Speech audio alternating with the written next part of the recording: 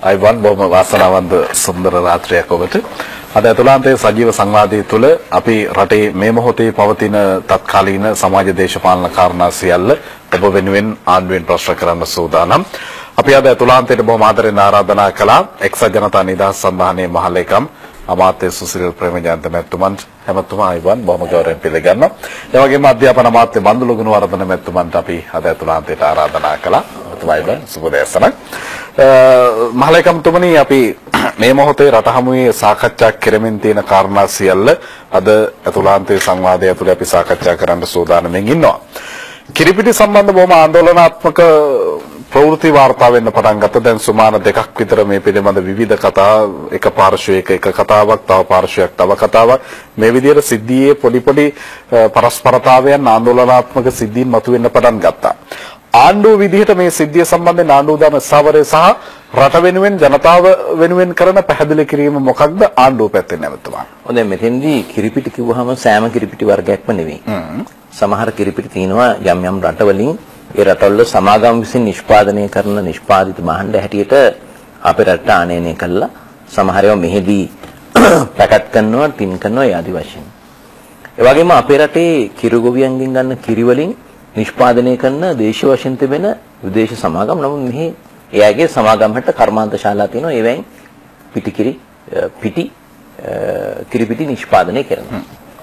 දැන් මේ තියෙන කාරණේ ප්‍රධාන වශයෙන් අදාළ වුණේ එක්තරා රටකින් නවසීලන්තෙන් ගෙන්වන ලද කිරිපිටි වර්ග පිළිබඳව සහ ඒ සම්බන්ධ ඒ ආශ්‍රිත පෝෂණ ද්‍රව්‍ය පිළිබඳව.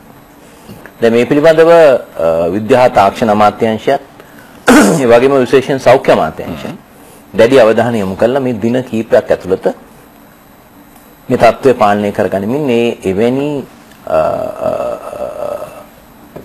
පෝෂණ ආහාර වුණත් කිරිපිටි වුණත් ඒවෙන් දරුවන් වැඩි හරින් කිරි බොන්නේ ඒ වගේම වැඩිහිටියුත් බොනවා. ඉතින් කවුරු වුණත් මිනිස් සිරුරට අහිත කරවූ යම් සංඝටකයන් තිබෙන බව හඳුනාගෙන ඒ අනුව එවැනි කිරිපිටි වෙළඳපොළෙන් ඉවත් කිරීම සඳහා ශනික පියවර කීපයක් ගන්න ලැබුවා. ඊට අමතරව අද අමාත්‍ය මණ්ඩල රැස්වීමේදී ගරු සෞඛ්‍ය අමාත්‍යතුමා විසින් ඉදිරිපත් කරන ලද අමාත්‍ය මණ්ඩල සංදේශයක් අනුව අමාත්‍යවරු 6 දෙනෙක් මේ විෂය හා සම්බන්ධ හා ඒ පිළිබඳ දැනීමක් තිබෙන අමාත්‍යවරු 6 දෙනෙක් වෙළඳ අමාත්‍යතුමා, විද්‍යා තාක්ෂණ අමාත්‍යතුමා, ඒ වගේම ජ්‍යෙෂ්ඨ අමාත්‍ය තිස්ස තාරණමැතිතුමන්, ඒ වගේම සෞඛ්‍ය අමාත්‍යතුමා මේ ආදි වශයෙන් 6 දෙනෙක්ගෙන් සමන්විත කමිටුවක් ඇමති අනුකාරක සභාව පිළිගන්නවා.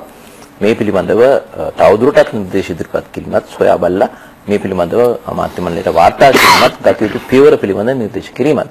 ඒ අනුව අද කඩිනමින් මේ පිළිබඳ තීන්දුවක් අරගෙන මාධ්‍යමකින් ප්‍රකාශයටපත් වුණා. පළවෙනිම පියවර හැටියට මොකද රේගුවෙන් මෙහාට එන්නේ ආනයනය කරන ඕනෙම භාණ්ඩයක් රේගුවෙන් එන්න ඕනේ.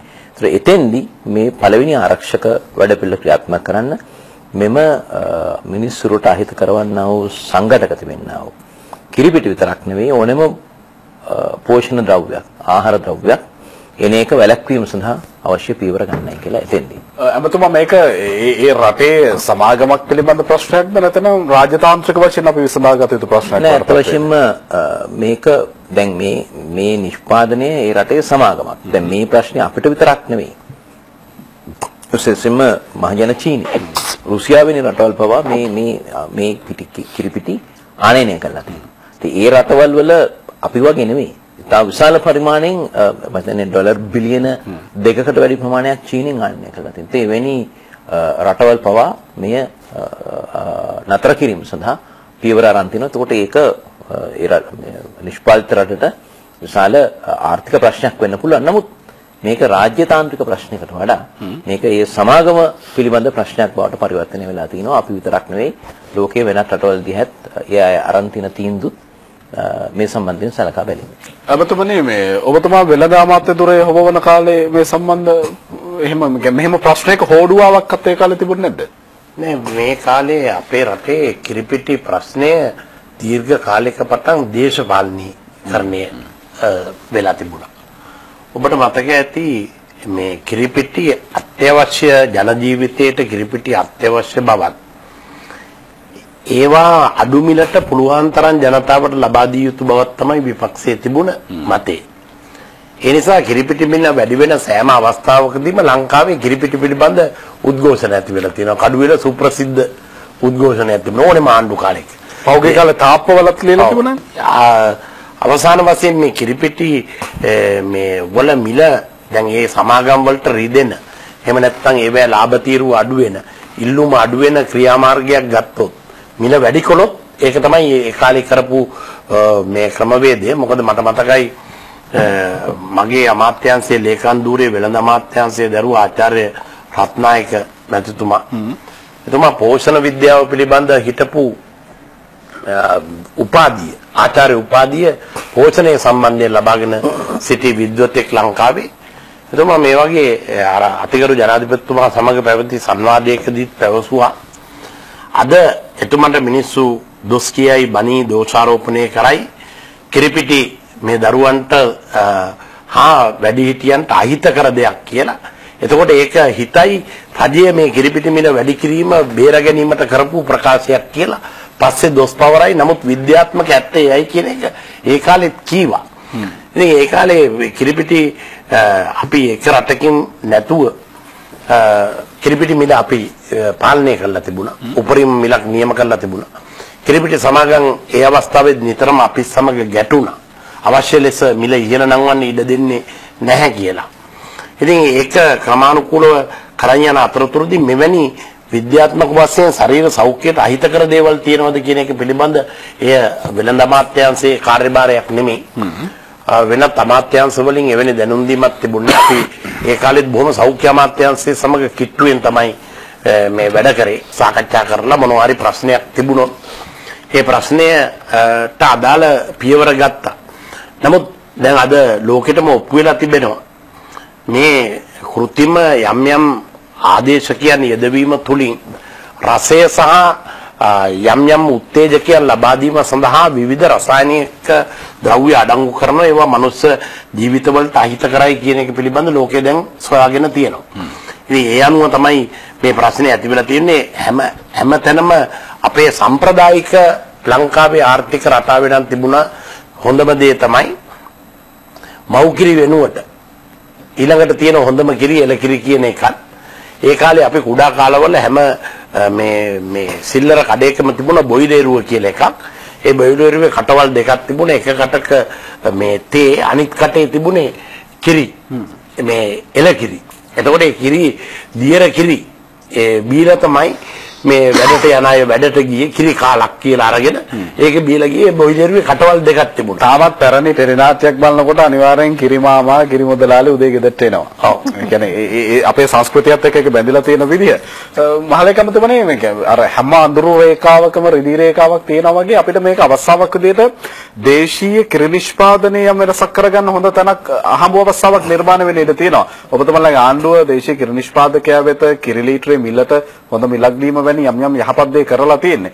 මේක හොඳ අවස්ථාවක් නේද ස්වදේශීය කිරි නිෂ්පාදනය ගැන වැඩිදුරටත් හිතන්න. ඔව් ඇත්ත වශයෙන්ම දැන් මීට අවුරුදු 2කට පමණ කලින් තමයි මේ දේශීය කිරි නිෂ්පාදනය වැඩි කිරීමත් දියර කිරි ප්‍රචලිත කිරීමේ වැඩපිළිවෙලත් ආරම්භ කළේ. දැන් ඔබ දකින්න ඇති මේ මෙතන මේ මාදිවල පැත්තෙන් කිඹුලෑල ගාමින් එහා පැත්තට යනකොට මේ මෙතන ලොකු බෝඩ් එකක් ගහලා තිබුණා. අපේ මේ ප්‍රසිද්ධ සංගීත ශිල්පීනුත් සමග මේ දියර කිරි ප්‍රචාරය කිරීමේ බෝඩ් එක. එතන විතරක් නෙමෙයි. ඒ වගේම පාසල් මට්ටමින් පවා දියර කිරි ප්‍රචලිත කිරීමේ වැඩපිළිවෙලක් ආරම්භ කළා. ඒ වගේම කොළඹ තදාසන නගරවල එවැනි කටයුතු ආරම්භ කළා. දැන් කොටින්ම මේ අර්ලිගහ මන්දිරයේ මේ දැන් කිරි වීදුරුවක් තමයි මේ තේක වෙනුවට නැත්නම් සිසිල් පැන් වෙනුවට මේ අද ලබා දෙන්නේ. ඒ තත්ත්වයට ගිහිලා තියෙනවා. කොටින් දැන් 2005 තිබුණු කිරි නිෂ්පාදනය දෙගුණයකට වැඩි ප්‍රමාණයකින් නිෂ්පාදනය වැඩි වෙලා තියෙනවා. ඒකට හේතු රාශියක් තියෙන එකක් රජයක් ඇත්ත මේක ඍජුව මැදිහත් වීම. ඊළඟට පශු සම්පත් සංවර්ධන අමාත්‍යාංශය මේ පිළිබඳව දෙනුන් හොඳ වර්ගයේ දෙනුන් ආනයනය කිරීම සඳහා අවස්ථා කිහිපයකදී කටයුතු කිරීම. මම තවත් සාහිත්‍ය මිල වැඩි කළා කිරි ලීටරයකට දෙන. ඒ වගේම තවත් දෙනුන් ප්‍රමාණයක් ඉදිරි කාලය තුලදී ලැබීමට නියමිතව තියෙනවා. අනිත් කාරණේ තමයි අපි කවුරුත් නොදකින කාරණයක් ඔය කිරි නිෂ්පාදනයේ වැඩිවීමට උතුරු නැගෙනහිර තිබුණු තත්ත්වය වෙනස් වීම. උතුරු නැගෙනහිර ප්‍රදේශවල තිබුණු යුද්ධමය තත්ත්වය වෙනස් වෙනවා. මොකද යුද්ධයේ පැවතිච්ච කාලේ හරක් කැලෑවෙදිලා හිටියේ. දැන් සමහරුන්ට අමතක වෙලා. හැබැයි දැන් ගිහිල්ලා බැලුවොත් ඊටාම අමාරුවෙන් ඒ 2008 වෙනකොට නැගෙනහිර මුදවාගෙන නැගෙනහිර ප්‍රදේශයේ ඒ හරක් නැවත අල්ලලා දීලා හමුදාවේ මේ රණවිරු ඔක්කොම එකතු වෙලා රජයේ නිලධාරීන් ඒව නැවත ඒ අයිතිකරුවන්ට බාර දුන්නා. මේ නිකන් නෙවෙයි එක හරක් ගාලට 500,000 හමාර හිටපු තැන් තිබුණා.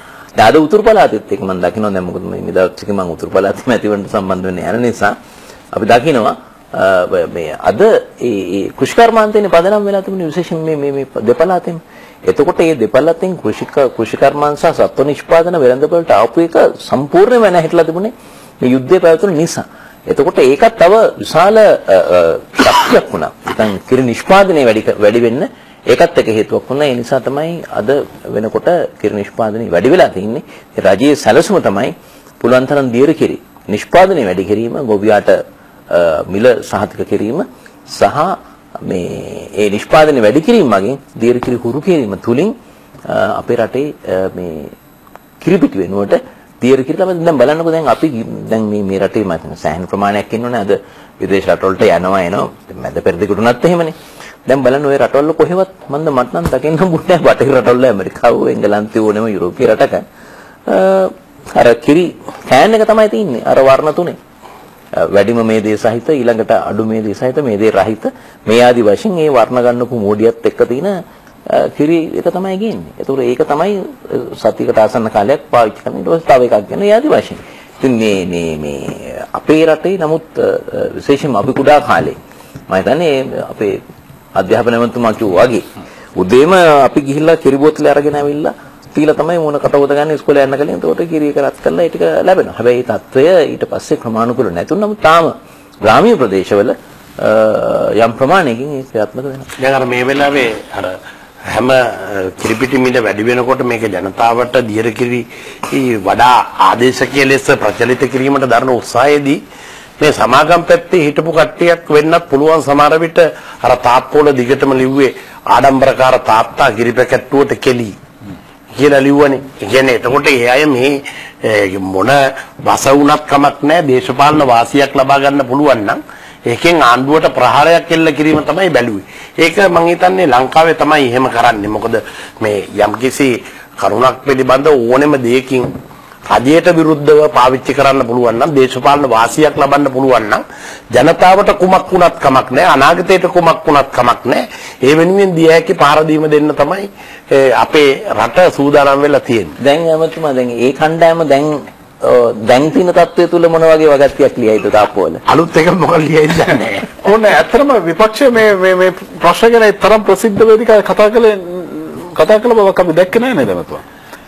නෑ විපක්ෂයේ ප්‍රසිද්ධ වේදිකාව කතා කරන්නේ නැහැ. මොකද බොහෝ මැතිවරණ ප්‍රකාශනවල කිරිපිටි අවම මිලට ලබා දෙනවා කියන එක ප්‍රතිපත්ති ප්‍රකාශයක් ලෙස විපක්ෂයේ ඉදිරිපත් කළා.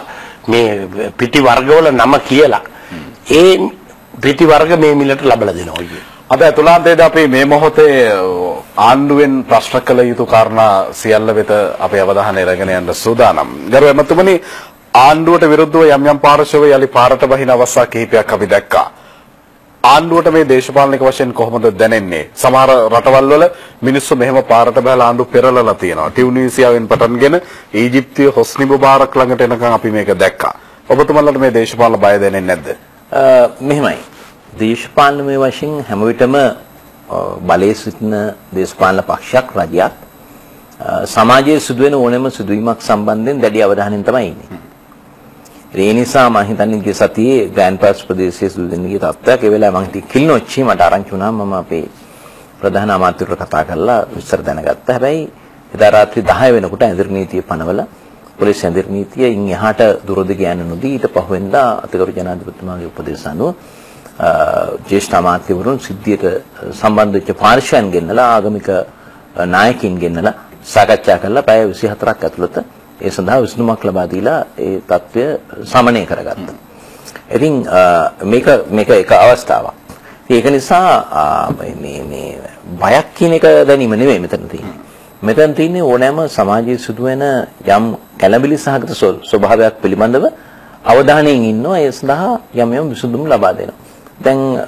දැන් ඔබ දන්නවා දැන් ඊයේ පෙරේද මේ දිවුලපිටිය ප්‍රදේශයේ ඌරුපට්ටියක් සම්බන්ධයෙන් මාධ්‍යවල වාර්තා තිබුණා. දැන් මේ පිළිබඳව මේ වාර්තා වෙච්ච ගමන් මම මේක අපේ මධ්‍යම පරිසර අධිකාරියෙන් විමසුවා. ඒත් මට දැනගන්න ලැබුණේ මධ්‍යම පරිසර අධිකාරිය මීට මාස දෙකකට ප්‍රථමයෙන් මේ වසාදමීම සඳහා අවශ්‍ය පියවර අරන් තිබුණා. හැබැයි ඒ පාර්ශ්වයේ අධිකරණයට ගිහිලා නියෝගයක් කරන් තිබුණා. ඉතින් එතන නීතිමය තත්ත්වය තුළ අපිව අපේ ඒ ආයතනයේ එතන සිරවීමක් වෙලා තිබුණා. ඉතින් කොහොම වුණත් ඒ සම්බන්ධයෙන් පස්සේ ක්ෂණික පියවරක් ගත්තා. ඒක නිසා මෙතෙන්දී මේ විශේෂයෙන් මම සඳහන් කරන්න ඕනේ. දැන් ලෝකයේ ස්වභාවය මේක. ඕනම රටක් සාමකාමීව සංවර්ධනය වෙමින් එහෙම යනවා නම් ඒක නුරුස්සන පිරිස් රට අභ්‍යන්තරයේ ඉන්න පුළුවන්. රටේ අභ්‍යන්තරයේ පාර්ශ්වයන් සමග සම්බන්ධකම් පවත්වන විදේශ රටවල ඉන්න අය වෙන්න පුළුවන්. සමහර විදේශ රටවල් වෙන්න පුළුවන්. දැන් අපේ රටේ පහුගිය කාලීන ඉතිහාසය තුල අපි ගන්නකොට අපිට අවස්ථා කීපයක මේ தত্ত্বය අපිට දැක්කා. විශේෂයෙන්ම මේ උතුරු නැගෙනහිර ප්‍රශ්නත් එක්ක LTT සංවිධානයේ මතුවීම. ඒ සමගම වෙච්ච සිදුවීම් මාලාවත් අවුරුදු 30ක් තිස්සේ අපේ රටේ ආර්ථික ආපස්සට ගෙනිච්ච සමාජීය ජාතීන් අතර වාර්ගිකයන් අතර දැඩි මතභේදකාරී තත්වයකට අවිශ්වාසයකට ලක් වුණා. මෙවැනි තත්වයක් මතුවලා මේ සිළු දේ අහිමි වෙලා ගිහලා මිනිස් ජීවිත 60000කට වැඩි ප්‍රමාණයක් අතර විධම්දාවලාය දේශපාලඥයින් පක්ෂ නායකයින් ජනාධිපතිවරු ඇමතිවරු මේ ආදි වශයෙන්. හැබැයි දැන් මේ තත්වය සම්පූර්ණයෙන්ම 2009 දී සමනය වෙලා ඊට පස්සේ වාර්ගිකයන් අතර ඒ නැවත සුහදතාවය වර්ධනය වීම ආරම්භ කළා. ඒ නැති වී ගිය සංවර්ධනය ඒ ප්‍රදේශවලටත් සමස්තයක් වශයෙන් රටටත් ලබා දෙමින් දැන් බලන්න අපි දර්ශක හැටියට ගන්න ඕන. විරේකියාව අපිට මතක ඇති කාලේ අපිට මතකයි බන්දලෝද නැවතුමා පවා කිව්වා උද්දමනේ තනි ඉලක්කමට ගෙන්න ඕනේ කියන අදහසේ අවුරුදු කීයක් කතා කළාද? හැබැයි දැන් තනි ඉලක්කමේ අවුරුදු කීයක් මේක තියෙනවද? ඊළඟට විරේකියාව අද ඇමරිකා එක්සත් ජනපදයේ 9.6ක්. ස්පාඤ්ඤයේ 26ක්. තරුණයින් අතර 52ක්. එහෙමයි තියෙන්නේ. දැන් එතකොට මේ තිවිච්ච තත්ත්වයන් තුළ ඒවා සියල්ල සමනය කරගෙන සෞඛ්‍ය වෙන්න පුළුවන්, අධ්‍යාපනය වෙන්න පුළුවන්, ඊළඟට උසස් අධ්‍යාපනය, යටිතල පහසුකම් මේ සියල්ල එක්තරා දිශාවකට යොමු කරමින් ප්‍රාග්ධන යෙදුම් ඇති කරලා දැන් ණය අරගෙන කෑවේ නෑනේ මේ ආණ්ඩුව. ණය ගත්තේ ඒවා සම්පූර්ණ ප්‍රාග්ධන යෙදුම්. ඒවෙන් එන ප්‍රතිඵල ඉදිරියට එන්නේ දැන් විපක්ෂයේ හැම විටම කියන්නේ එක පුද්ගලෙක් මෙන්න මෙච්චර ප්‍රමාණයක් ණයයි. එහෙම නැත්නම් ඇමරිකන් එක්සත් ජනපදයේ ලෝකයට වෙලා තියෙන ණය ප්‍රමාණය අරගෙන ජනගහනයෙන් බෙදලා ගත්තොත් එහෙම මීට වඩා වැඩි. ඉතින් ඒක නිසා මෙතෙන්දී අපි කියන්න ඕනේ මෙන්න මේ තත්ත්වයන් එක්ක මේ යන ගමන 7%ක පමණ ආර්ථික සංවර්ධන වේගය මේ සියලු සමාජ දර්ශකයන් එක්ක අරගෙන ඒ තියෙන මට්ටම ගන්නකොට මේවා නොරුස්සන පිරිස් ඉන්නවා. බලයට එන්න බැරි දේශපාලන පක්ෂ තියෙනවා. කවදාවත්ම බලයට එන්න බැරි වෙන අයත් ඉන්නවා. ඒගොල්ලෝ යන්නේ මේකේ සංවර්ධනාත්මක පැත්තකට නෙවෙයි. මේකේ ධනාත්මක පැත්තට නෙවෙයි. ඍණ පැත්තට යන්නේ. මේක විනාශ කරලා දැන් එහෙමනේ ප්‍රභාකරන්ට අපුනේ. විනාශය කරා ගියේ. ඉතින් ඒ වගේ ඒ අය හැබැයි ඒ අයත් විනාශයට ගිහිල්ලා. දේශපාලන වශයෙන් ජනතාවගෙන් ඈත් වෙලා. ඉතින් සමහර දේශපාලන පක්ෂ තියෙනවා සංජය මම බැලුවා මට මේ උතුරු පළාතේ මැතිවරණ කටයුතු මම බාරව කටයුතු කරන නිසා වවුනියාවල දිස්ත්‍රික්කයේ තියෙනවා පළාත් පාලන ආයතන 5. මේ මුළු පහේම පසුගිය පළාත් පාලන මැතිවරණ 2011 ගත්ත මුළු ඡන්ද සියල්ලම 315යි තියෙන්නේ. වවුනියා දිස්ත්‍රික්ක ඡන්ද 315යි තියෙන්නේ. හැබැයි නාම යෝජනා දීලා තිනවා මේ සැරේ තීක වරදක් නෙවෙයි. සමහරට 315 මම දන්නේ 31500ක් වෙයිද කියලා එහෙම වෙන්නේ නැහැ. වෙන්න ඉඩක් නැහැ. නමුත් මම කියන්නේ හැබැයි ඒ අය මේවා ඉන්නවා. ඒක ප්‍රශ්නේ ඒක ප්‍රජාතන්ත්‍රවාදී සමාජයක ලක්ෂණ. ඒක නිසා මම මෙතෙන්දී සඳහන් කළේ මේ සියලු දේත් එක්ක රටවල් අස්ථාවර කරන්න විවිධ ආකාරයෙන් මේ යන ගමන වළක්වන්න ඕනේ කරන පාර්ශ්වයන් ගණනාවක් ඉන්නවා. මේ සියල්ලම එකම අරමුණක් කරා ගමන් කරමින් සිටිනවා. විදේශ බලවේග මම අර කිව්වා ඒ සියලු බලවේගයන් දැන් බලන්න දැන් ඔය දරත්පසල සිද්ධියක් වුණා. තාම කනගාටුදායක සිද්ධියක් එතන සිද්ධ වුණා. හැබැයි එතන මතුවෙච්ච ප්‍රශ්නයක දැන් රජයක් හැටියට අවතීර්ණ වෙලා විසඳුම් ක්‍රියාමාර්ගයකට ගිහිල්ලා ඒක ඒ තත්ත්වෙට ගිහිල්ලා තියෙනවා. ඒ සිද්ධිය සිදු වෙලා දින 14කට පස්සේ විපක්ෂයේ උද්ඝෝෂණයක් තිබ්බා. දැන් මේ උද්ඝෝෂණේ හිටපු පිරිස්සරම් බලනකොට සමහර දේශපාලන පක්ෂ තියෙනවා ප්‍රාදේශීය භාව තරඟ කළාට മന്ത്രിවරේ පත් කරගන්න බෑ. හැබැයි ඒවත් දේශපාලන පක්ෂ එහෙම තියෙනවා. ඉතින් ඒක හොඳයි අපි නරකයි කියන්නේ නැහැ. හැබැයි ඒ ඈත එතන ඉන්නවා. ඊළඟට මේ මානුෂික මෙහෙම යනකොට මේ අවුරුදු 30ක යුද්ධය අවසන් කරන්න යනකොට ඊට ඉරහිව හිටපු ඊළඟට විදේශ රටවල් වලට ගිහිල්ලා අපිට ඉරහිව රටට ඉරහිව දේශන පවත්වපු ඒ ඈත එතන ඉන්නවා. ඒ සිළු දෙනා මෙතන ඉන්නවා. ඊළඟට දැන් ජයසේකර මන්ත්‍රීතුමා පාර්ලිමේන්තුවෙන් ඉල්ලා අස් වෙනකොට කරපු අවසාන කතාව එක තැනක කිව්වනේ කොහොමද මේ විපක්ෂ ናයකතුමා උපදෙස් දුන්නේ කියලා හිතන් වැඩමුළුවක් තියලා හිතන් මේ යුද්ධයේ අසාර්ථක භාවය ගැන කතා කළේ. මේක සාර්ථක දැන් අපි වෙනුවෙන් අපි වැඩසටහන් ගණනාවක් ක්‍රියාත්මක කළා. ඊළඟට දැන් කොටින්ම සංජය අපිට මතකයි මේ අමානුෂික මෙහෙම යනකොට ඉතින් යුද්ධයක ස්වභාවය තමයි දෙපාර්ශ්වයමයි මේ යනවා තුවාල වෙනවා. ඉතින් අපේ රණවිරුවොත් තුවාල වුණා මිය ගිය අවස්ථාවල අපේ වැඩසටහන් තිබුණා ප්‍රාදේශීය ලේකම් මට්ටමින් ග්‍රාම සේවා මට්ටමින් අපේ ප්‍රාදේශීය දේශපාලඥයෝ අපේ මැති ඇමතිවරු ඊළඟට රාජ්‍ය සේවකයන් ඒකට සම්බන්ධ වෙලා අවතීර්ණ වෙලා ඒ පවුල් වල මානසිකත්වයේ නගා සිටවලා ඒ සම්පූර්ණ ඒ තැනට ගිහිල්ලා සහභාගීලා එහෙම. දැන් එවැනි මරණ ගෙවල් වල පවා කොහොමද එදා හිටපු අද ওই විපක්ෂයේ ওই පළපාලියන එදා ගිහිල්ලා කතා කළේ? කොහොමද කතා කළේ? මතක් කරලා බලන්න. ඉතින් මෙහෙම තමයි මේ රට මානසික මෙහෙමට යද්දි මනසින් මේකට විරුද්ධව වැඩ කළේ කොහොමද කියන එක පිට වූ වචන වලින් අපි දන්නවා. මේව අවඥාවට ලක් කරපු අවස්ථාවෙන් මම නැවත පුන ඒවා කියන්නේ නැහැ. ඒවා මේ රට ජනතාව දන්නවා. ඒ නිසා මේ සිළු බලවේග වලට දැන් අවශ්‍ය වෙලා තිනවා. හරි මොනියම් ක්‍රමයකින් හෝ මේ රජයේ යන මේ ගමන් මාර්ගය වෙනස් කළා. ඒකට විදේශ රටවල දැන් ඔබතුමා සඳහන් කළානේ ඔබ සඳහන් කරන්නේ මේ ටියුනීසියාව සිරියාව ඊජිප්තුව මේ වසන් හැබැයි ඊට වඩා මේ තත්ත්වය වෙනස්.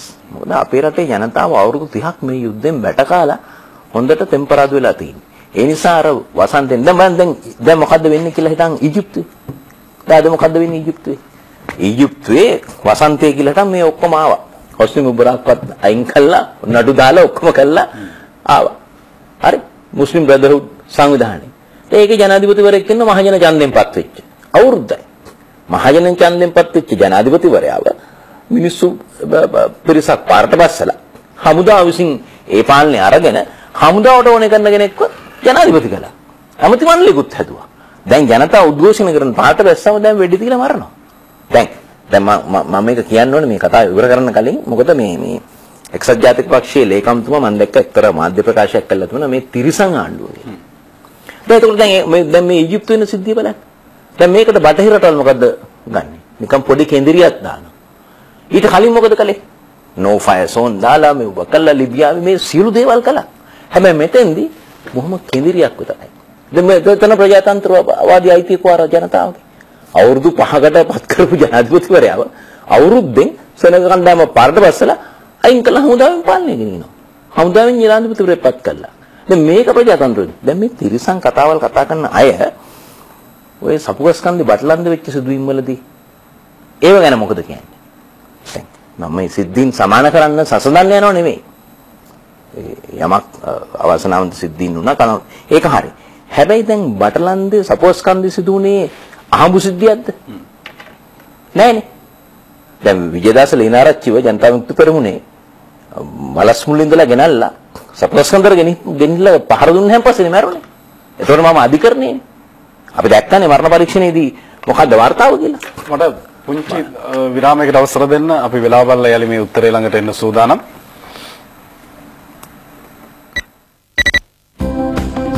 SLT broadband within ගෙදර සැමටම Wi-Fi. ගෙනල්ලා ගහලා වියට කතා කරන්නේ. විරාමයෙන් පස්සේ අපි යලි අතුලාන්තයේ සජීව සංවාදයේ සමග ඔය විජේදාස ලේනාරච්චි සම්බන්ධ කතාව ළඟ ඔබතුමා හිටියේ. ඔව් දැන් මම එතකොට මහාධිකරණයේ මේ අපරාධ නඩු වලට පෙනීන්නේ. ඒ නිසා අපි දන්නවා මොකද විජේදාස ලේනාරච්චි මහේස්ත්‍රාත් අධිකරණයේ මේ පෙනී හිටපු නීතිඥයෙක් රංජිත් අබේසූරි ජනාධිපතිතුමාගේ කනිෂ්ඨ නීතිඥයෙක්. මම මරණයට අධ්‍යා වලස්මුල්ලේ දැන් අද කතා කරන මේ සමහරු ඒව දන්නේවත් නැහැ. නමුත් මම කියන්නේ දැන් එතෙන්දී කොහොමද මරන්නේ? මේ ඉලයට කැඩිලා ඒවා පෙනහැල්ලා ඇනිලා ඒකේ ප්‍රතිඵලයක් හැට තමයි මැරුණේ. ඒ පහර දීම සිදුුනේ හොඳට ආව මිනිස්සයා පයින් ගිය එක්කෙනා. සපුවස්කන්ධ බටලන්දර ගෙනිච්චයන් පස්සේ තමයි පහර දීමෙන් පස්සේ මැරුණේ. ඉතින් ඒ වගේ සිද්ධීන් ගණනාවක් තියෙනවා. දැන් ඔය නඩු ගණනාවක් අපි කරද්දී ඒ තරුණයින්ගේ ප්‍රකාශ දෙනවා. ඒ ප්‍රකාශ වලින් කියවුණා කොහොමද ධර්ම චක්‍රය යවුවේ කොහොමද 20 30 එක මාංචු එක දම්වැල දාලා නම් මාංචු දාලා ගෙනෙන්නේ අපි දැක්කනේ උසාවියේ හිටපු නිසා. එහෙම තමයි තිබුණේ. දැන් අද අමතවා ඉතින් මේක පුදුම වැඩක් නේද? බටලන්ද කියන්නේ තාමත් නමක් විතරනේ. බටලන්ද නිසා 6 මාසයකටවත් රිවන්න හිරේ ගිය මිනිහෙක් මේ රටේ නෑනේ. නමුත් ලොකු නමක් ලොකු සිද්ධියක්. නෑ ඒක තමයි මම කියන්නේ. දැන් මෙතන මේ එක්සත් ජාතික පක්ෂය මේ කිසි දෙයක් නොකල කිසි දෙයක් නොදන්න අය වගේනේ මේ කතා කරන්නේ. දැන් යම් කිසි අවාසනාවන්ත සිද්ධියක් යම් ස්ථානක සිද්ධ වුණා.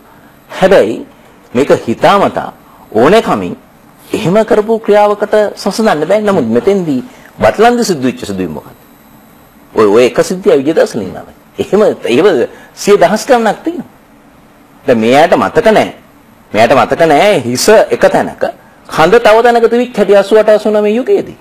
ඔය රන්න බස් නැවතුම්පලේ මම කතරගම වෙන රන්න බස් නැවතුම්පලේ මේ නිර්වස්ස සිරුර බෙල්ලෙන් එල්ලලා තිබුණේ බස් ස්ටෑන්ඩ් එකේ. හැම ලයිට් කණුවක් ගායම අත් දෙක පිටපැත්තට ගැට ගහලා ලයිට් කණු වල තිබුණේ. එහෙම තිබුණේ. ඉතින් මේ ඒවා අහඹු සිදුවීම් නෙවෙයිනේ. ඒවා හිතාමතා එදා පැවතිච්ච රජයේ මෙහෙවීම යටතේ. හරි. ඒ සියලු සිදුවීම් සිදු කළා. හැබැයි ඒ සිදුවීම් වලට භාජනය වෙච්ච දේශපාලන පක්ෂවල අයත් තව වෙනතුරු ඒව ගැන කොමිසමක් ඉල්ලුවෙත් නැහැ. ඒව ගැන කතා කළෙත් නැහැ. ඒ සියල්ල ඉතිහාසයට යවලා තියෙනවා. හැබැයි එක්සත් ජාතික පක්ෂයත් එක්ක දැන් සමහර අවස්ථාවල ඒගොල්ලෝ අත්වල අල්ලගෙන යනවා. මේක තමයි තත්ත්වය. ඉතින් මේ ඉතිහාසය අපිට අමතක නැහැ. දැන් අද ඉන්න තරුණයෝ ඉන්නවා අවුරුදු 25ක තරුණයෙක් කියලා ගමු. 90න් මෙපිටට ගමු. දැන් අවුරුදු කීයක් ගිහිල්ලා? එතකොට ඒ වයස ගන්නකොට සමහරව ඉපදිලා. අද තරුණයෙක් ගත්තොත් අවුරුදු 20, 21, 22, 23 අද විශ්වවිද්‍යාලයට ගිහිල්ලා ඉන්න තරුණයෝ ඒ ගැන මතකත් නැහැ. මම පෙනී ඉඳලා තිනවා 125ක් දේශීය වෛද්‍ය ආයතනයේ උද්ඝෝෂණයක් කළයි කියලා ඒ වෙලාවේ 1988 කොළඹ මහාධිකරණයට ගෙන එක චේන් එකෙන් දාලා ගෙනා. ඉතින් ඒක නිසා ඒ අත්දැකීම අපිට තියෙනවා. ඒ නිසා එක්සත් ජාතික පක්ෂයේ කිසිම ආකාරයකින් මේ මිනිමරණ ආණ්ඩුවක් එහෙමනේ අද චෝදනා කරන්නේ 10ට. හරියට මේ හිතාමතා සියල්ල සිදු කළා මේ මොන ආණ්ඩුවකටද අවශ්‍ය වෙන්නේ 10ටන් කෙනෙකුගේ ජීවිතයක් අහිමි වෙනවා දකින්න. මේ ආණ්ඩුවේ මේ ජනාධිපතිතුමායි තමයි අවුරුදු 30ක් තිස්සේ 60000ක් මැරිච්ච ලක්ෂ ගණනක් ආබාධිත වෙච්ච රටේ ආර්ථිකය අවුරුදු ගානකින් ආපස්සට ගිය ඒ තත්ත්වය වෙනස් කළා. ඊටාම දුෂ්කර අභියෝගාත්මක ලෝක ආර්ථිකයක් තුල මේ මෙතනට ගෙනාවා. දැන් මේගොල්ලෝ ඊටාම එක සිද්ධියකින් දැන් මේගොල්ලෝ සූදානම් වෙනවා මේ කියන්න තිරිසන් ආණ්ඩුව. ජනතාවට වෙඩි තියන ආණ්ඩුව. බලන්න පෝස්ටර් රම් බලන්න. මේගොල්ලන්ට මතක නැහැ ප්‍රේමකීර්ති දල්ලිස් තමුන්නාන්සලාගේ ආයතනේ. අපේ විශිෂ්ට කලාකරුවා. කවුද මැරුවේ? කොහොමද මැරුවේ? එතකොට ආනන්ද ගුරුගේ කවුද මැරුවේ? කොහොමද මැරුවේ? මේ වගේ කලාකරුවෝ කී දෙනෙක් මැරුවා? කලාකරුවෝ මොකද්ද කරේ? තමන්ගේ වෘත්තිය කරපුවා. ඉතින් ඒක නිසා මේ පාර්ශවයන් සියල්ලටම අද මේ ඉතිහාසය අමතක වෙලා තියෙනවා. අපිට මේ වගේ වෙලාවකදී මේ ඉතිහාසය මතක් කරලා දෙන්න වෙනවා. අකමැත්ත හේතුව මේ අය මේ ජනතාව පාර්ථ ගන්න හදන්නේ මේ කරුණු අමතක කළානේ. හැබැයි මේ සියලු දෙනාට අමතක වෙලා තියෙනවා. එදා උසාවියේ පෙන හිටපු නීතිඥයෝ කී දෙනෙක් රට ගියාද? රට අපහැරලා. රට ගියා එහෙදි මිය ගියා. මම නම් ඕනනම් කියන්නම් මහනුවර පරාක්‍රමනාථ සිංහල. ඒක උදාහරණයක්. ගියා. ඒ අය ශ්‍රී ලංකා නිදහස් පක්ෂයේ මේ ඊට මොනිටින්ජෝ රට හැරලා යන්න ඕනද ප්‍රින්ස් ගුණසේකර අදත් එංගලන්ත. ඒක නිසා මේ එක්සත් ජාතික පක්ෂයට මේ ජනතාව මෙහෙवला මම දැක්ක දිනවා පොත් මේ ඊයේ ලොකු ප්‍රකාශයක් කළා. අපි සැප්තැම්බර් වලින් පස්සේ පටන් ගන්නවා තවත් දුෂ්දූෂණ. මං කියනවා එකක් සංජය. සැප්තැම්බර් 21 වෙනිදා ඔය පළාත් සභාව තුනේ මැතිවරණය තිබ්බහම අයි පාරට බහින්න නෙමෙයි අකුලගෙන දුවන්න වෙන්නේ එක්සත් ජාතික පක්ෂයට. මං කියනවා මම උතුරු පළාතේ මැතිවරණ කටයුතු බාර ඉන්න නිසා සන්දානේ. එකම එක්සත් ජාතික පක්ෂයේ മന്ത്രിවරයෙක්වත් උතුරේ කිසිම දිස්ත්‍රික්කයකින් පත් වෙන්නේ නැහැ. එකම ජනතා විමුක්ති පෙරමුණේ മന്ത്രിවරයෙක්වත් ඔය තුනේම පත් වෙන්නේ නැහැ. ඒක පැහැදිලිව කියන්නේ. 21 වෙනිදා ප්‍රතිඵලයේ සමග මේ තවදුරටත් විග්‍රහ කරගන්න පුළුවන් කියලා සඳහනේ මහලේකම්තුමා කියන්නේ. ඇතම් තැන්වල සිදුවන යම් සිද්ධි මේ හුදකලා තනි සිද්ධි නෙමෙයි කිසියම් සංවිධානාත්මක අරමුණක් වෙත සමහරු මෙහෙවමින් සිටිනවා කියන කාරණාව මහලේකම්තුමා පැහැදිලි කළේ. උසස් පෙළ විභාගයටත් ලොකු කරදර වගේක් තිබුණා කියලා ඔබතුමා පාර්ලිමේන්තුවේදීත් කියනවා අපි දැක්කා. මොන විදිහේ බලපෑමක්ද තිබුණේ මෙතන? මම මෙතනින් එහාටත් එකක් වැඩිපුර දකිනවා. මොකද අද මට අපිට දැනෙන ආකාරයට දේශපාලන වශයෙන් අතිගරු ජනාධිපතිතුමා රාජපක්ෂවරු මහින්ද රාජපක්ෂ ආණ්ඩුව කියන ඉලක්කයට ලංකා ඉතිහාසයේ මෙතෙක් නොවුන ආකාරයේ දෙවන්ත කුමන්ත්‍රණකාරී වැඩසටහන් රාශියක් සිද්ධ වෙනවා. ඒ කුමන්ත්‍රණයට අහුවෙන එක්කෙනා දන්නෙත් නැහැ තමන් ඒ කුමන්ත්‍රණයේ කොටස්කාරයෙක් කියලා. එහිදී මේ අර ඔබ කලින් ඒට ප්‍රධානම හේතුව තමයි ආසන්නතම හේතුව නොවැම්බර් මාසයේදී මේ රටේ පැවැත්වෙනවා පොදු රාජ්‍ය මණ්ඩලීය රාජ්‍ය නායක සමුළුව. ඒ සමුළුව පැවැත්වෙන්නේ ආසියාකරයට මේ අවස්ථාව ලැබෙන්නේ අවුරුදු 24කට පස්සේ. 24 අවුරුද්දක් ආසියාව, ඉන්දියාව, බංග්ලාදේශ, නේපාල්, භූටාන් මේ එකම රටකටවත් ලැබිලා නැහැ මේ පොදු රාජ්‍ය මණ්ඩලීය සමුළුව පවත්වා. මේ පොදු රාජ්‍ය මණ්ඩලීය සමුළුව පැවැත්වුවට පස්සේ අවුරුදු 2ක් යනකම් පොදු රාජ්‍ය මණ්ඩලයේ නායකයා බවට පත් වෙන්නේ අතිගරු ජනාධිපති මහින්ද රාජපක්ෂ මැතිතුමා. සභාපතිත්වයට පොදු රාජ්‍ය මණ්ඩලයේ සභාපතිත්වයට පත් වෙන්නේ. අපි සාකලාපයේ සභාපති ධූරයට පත් වෙලා තියෙනවා. ලංකාවේ ජනාධිපතිවරයෙක් පොදු රාජ්‍ය මණ්ඩලයේ සභාපතිත්වයට ලංකා ඉතිහාසයේ පත් වෙලා නැහැ. ඒ කියන්නේ අපේ රටේ ඉතිහාසයේ කවදා හරි දවසක පටන් ගන්න නැතිනේ. එතකොට ඒ පටන් ගත්ත දවසේ ඉඳන් අද වෙනකම් අපි පොදු රාජ්‍ය මණ්ඩලයට අයත් සමහර රටවල් අපි යටත් කරන් හිටියා. අපි යටත් වැසියොලසේ ඉඳලා තියෙන බව ඇත්ත. සභාපති ධූරය දරලා නැහැ කියන එකත් ඒ වගේම ඇත්ත. ඉතින් එතකොට මේ වෙනුවෙන් මේ මව්බිමට කිසිම ආදරයක් නැති වෛරයෙන් මුසපත් වෙච්ච කොටස් පාවිච්චි කළ හැක්කේ කුඩා දරුවෙක්ද ස්ත්‍රියක්ද පුරුෂයෙක්ද විදුහල්පතිවරයෙක්ද ගුරුතුමෙක්ද මේ ඕනම කෙනෙක් පාවිච්චි කරනවා මේ වෙලාවේ රටට අපකීර්තියක් ගෙනේ එහෙම ජනාධිපතිතුමාට අපකීර්තියක් ගෙනීම රජයට අපකීර්තියක් ගෙනීම සඳහා කළ හැකි සියල්ල කරනවා. ඒක අපි තේරුම් ගත යුතු වෙනවා.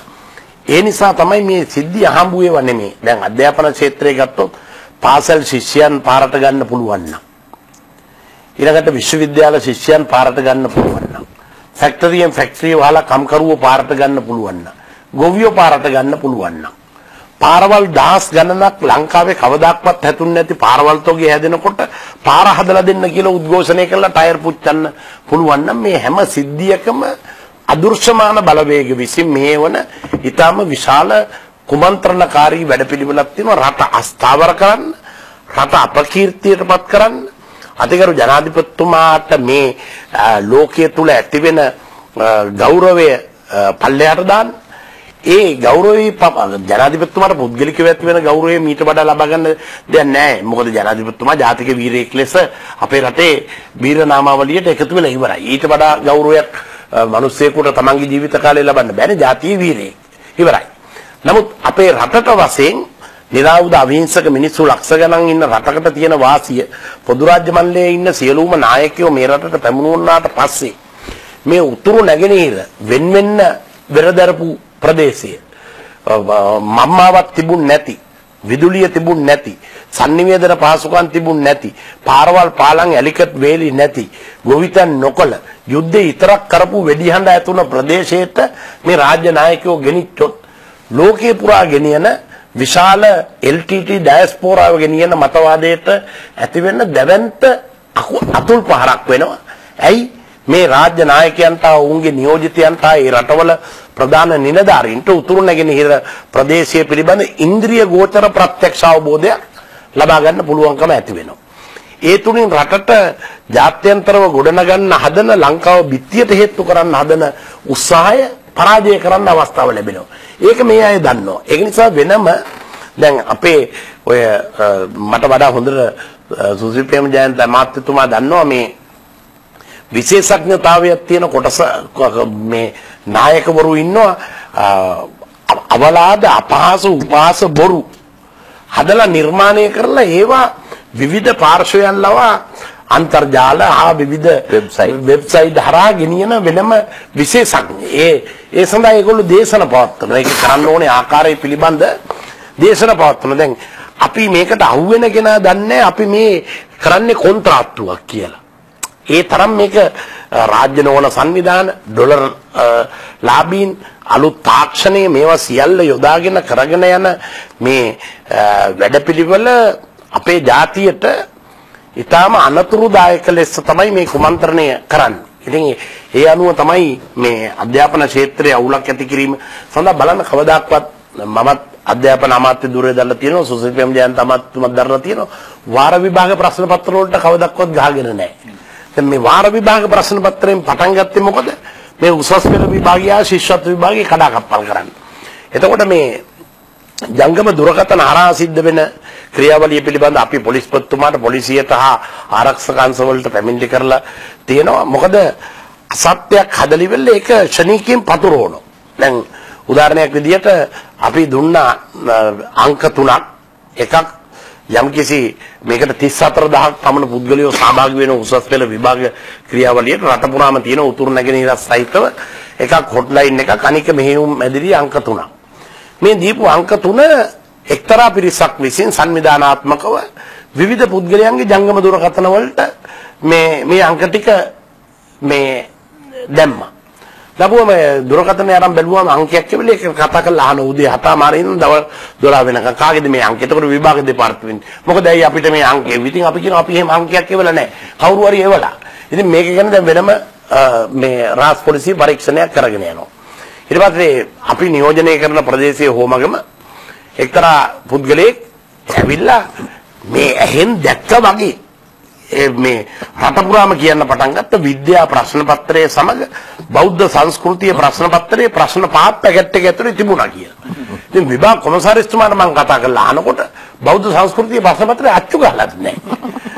දැන් අච්චු ගහලවත් නැති එකක් තියෙනවා කියලාම ගන්නේ බොහොම ආසන්න කාලේදී. ඔව් ආසන්න කාලේදී අච්චු ගහලා දවස් දෙක තුනකට කලින් අච්චු ගහලවත් නැති එක තිබුණා කිව්වම පොලිසියට අරන් ගිහිල්ලා මේ කට උත්තරයක් අරන් ඊට පස්සේ දැන් අපි ජංගම දුරකථන මේ පරීක්ෂා කරන්න උසාවි අවසරයක් ගන්න ඕනේ.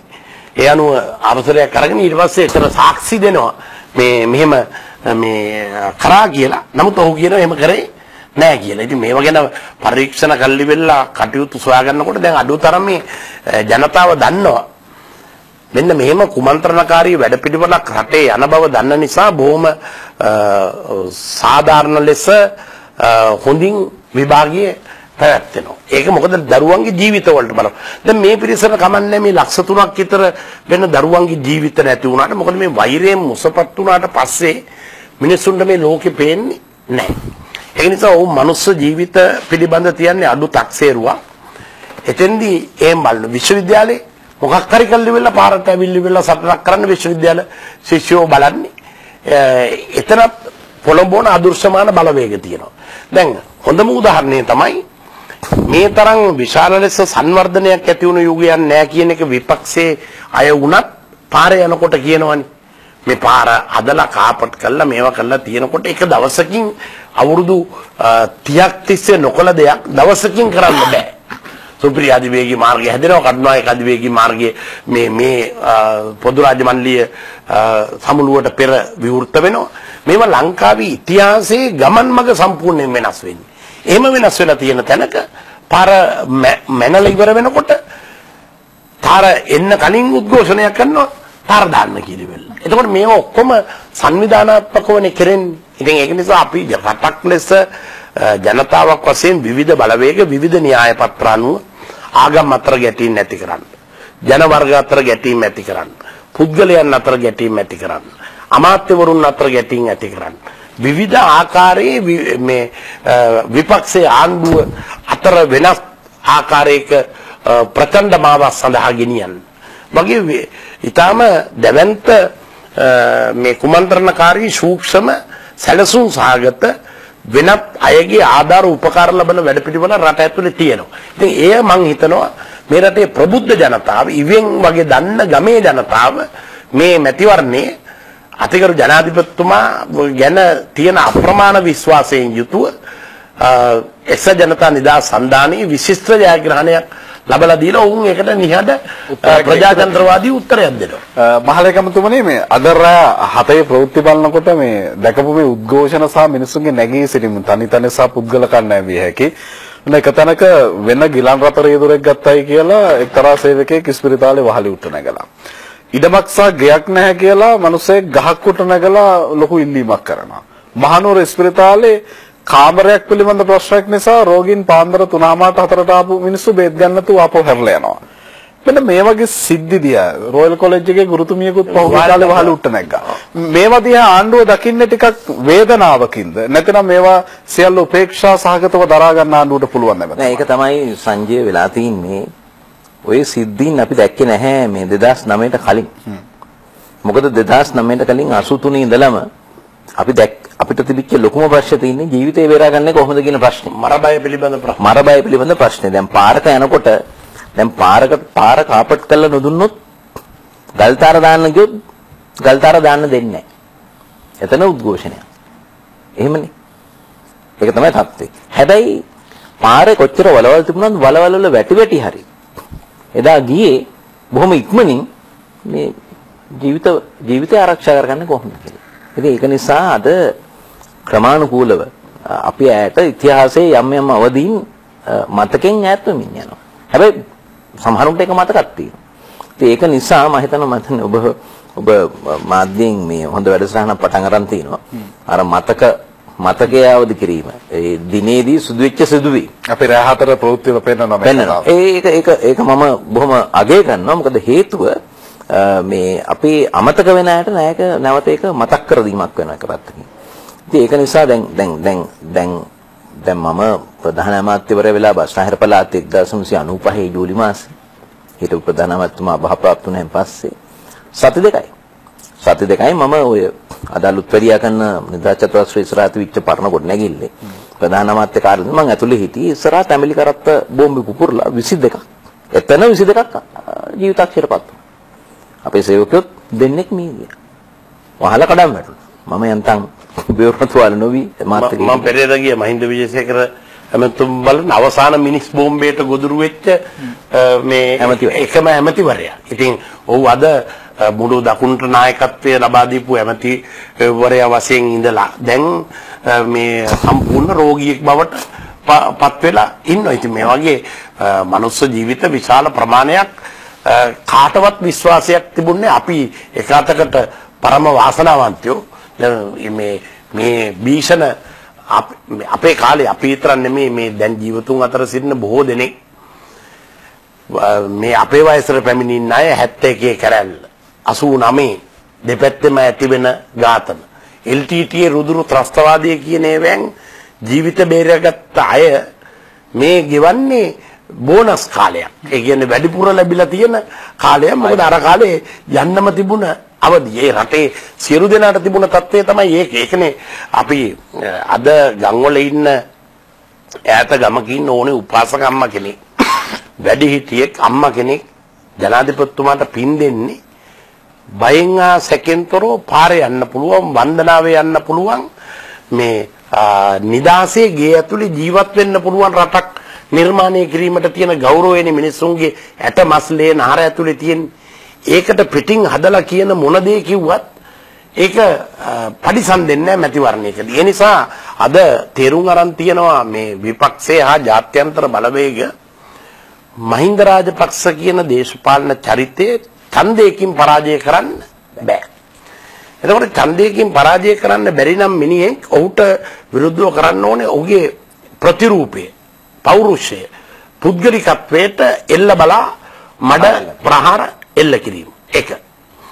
ඊළඟට විවිධ දේවල් ආරෝපණය කරලා එතුමා පිට පැටවීම. ඒ කියන්නේ රටේ කොහේ මොකක් වුණත් අන්තිමට වග උත්තර කරුවා ජනාධිපති බවට පත් කරනවා. එතකොට ඒක එතුමා පිට පැටවීම. එතුමාට ගැන තියෙන ජන ප්‍රසාදය අඩු කරවන්න පුළුවන් කතා මේවා පුළුවන් තරම් පැතිරවීම. ඒ සඳහා විවිධ මේ තාක්ෂණික උපක්‍රම භාවිතා කිරීම. මේ ටිකනේ අපිට අන්තර්ජාලයට ගියාම එම දකින්න හම්බ වෙන්නේ. ඔව් දැන් ඒකම නෑමතුමා දැන් යුද්ධය අවසන් කළානේ. ඔව්. අවසන් කිරීම ගැන අපි දැක්කා ඒ දින වකවානුවේ කොහොමද මේ රටේ සමස්ත ජනතාව හැසිරුණු ආකාරය පිළිබඳව ප්‍රීති ප්‍රමෝදයටපත් වෙලා ජීවිත දාණය ලැබුණා වගේනේ හැමෝම එදා ක්‍රියාත්මක වුණේ. හැබැයි අවසාන වශයෙන් යුද්ධ අපරාධ වලට ගෙනියන්න හදන්නේ කාවද? ඒත් එතුමාව. ඇයි ඒ මේකේ ප්‍රීතිය සහ ලැබුණු සහන සියල්ල පොදුවේ සියලු දෙනාම ජනතාවනවා. හැබැයි ඒකේ වගකීම එහෙම පටවන්න හදන්නේ ඒත් එතුමාට. දැන් අර මේ channel 4 direct අධ්‍යක්ෂවරයා මැක්රේ කල්ල මරේ. ඔව් කිව්වේ ගෝඨාභය සහ මහින්ද රාජපක්ෂ යුදාධිකරණයට ගෙනකම් මට නිින්ද යන්නේ නැහැ වගේ කතාවක්. ඒකට අපේ මෙහෙන් ගිය මේ TN එකේ മന്ത്രിවරේ එහෙදි කියලා තිබුණානේ නැහටන් ඒක වැඩි ඈතක නෙමෙයි කියලා. මට නිින්ද යන වැඩි කල් මන්දක පත්‍රේ තියෙනවා. ඔය වැඩි කල් එහෙම නිින්ද නෑ ඉන්න අවශ්‍ය වෙන්නේ නැහැ කියලා. දැන් ඒකෙන් පේන්නේ මේ සීළු බලවේග කොහොමද මේ හැසිරෙන ආකාරය කියන පිළිබඳව. ඉතින් ඒක නිසා දැන් ඔය හුදේකලා සිද්ධීන් වලින් දරන ප්‍රයත්නය තමයි අර බන්දුලුගුණන්ද එමතුමා කිව්වාගේ මේ ප්‍රතිරූපයට ප්‍රහාර එල්ල කිරීම. දැන් එහෙම නැත්තම් දැන් මම ඒක මතක් කරලා දුන්නේ එක්සත් ජාතික පක්ෂයේ මහලේකම්තුමාට. මොකද මේ මම දැක්ක මාධ්‍යයක වාර්තා වෙලා තිබුණා තිරිසන් ආණ්ඩුව කියලා. ඒ තිරිසන් ආණ්ඩුව කවුද කියන එක කරුණාකරලා ඉතිහාසය මතක් කරලා බලන්න. 1988 මොකද්ද කළේ කියලා. ඉතින් ඒක නිසා තමයි මම මට ඒක මතක් කරලා දෙන්න සිද්ධ වුණේ.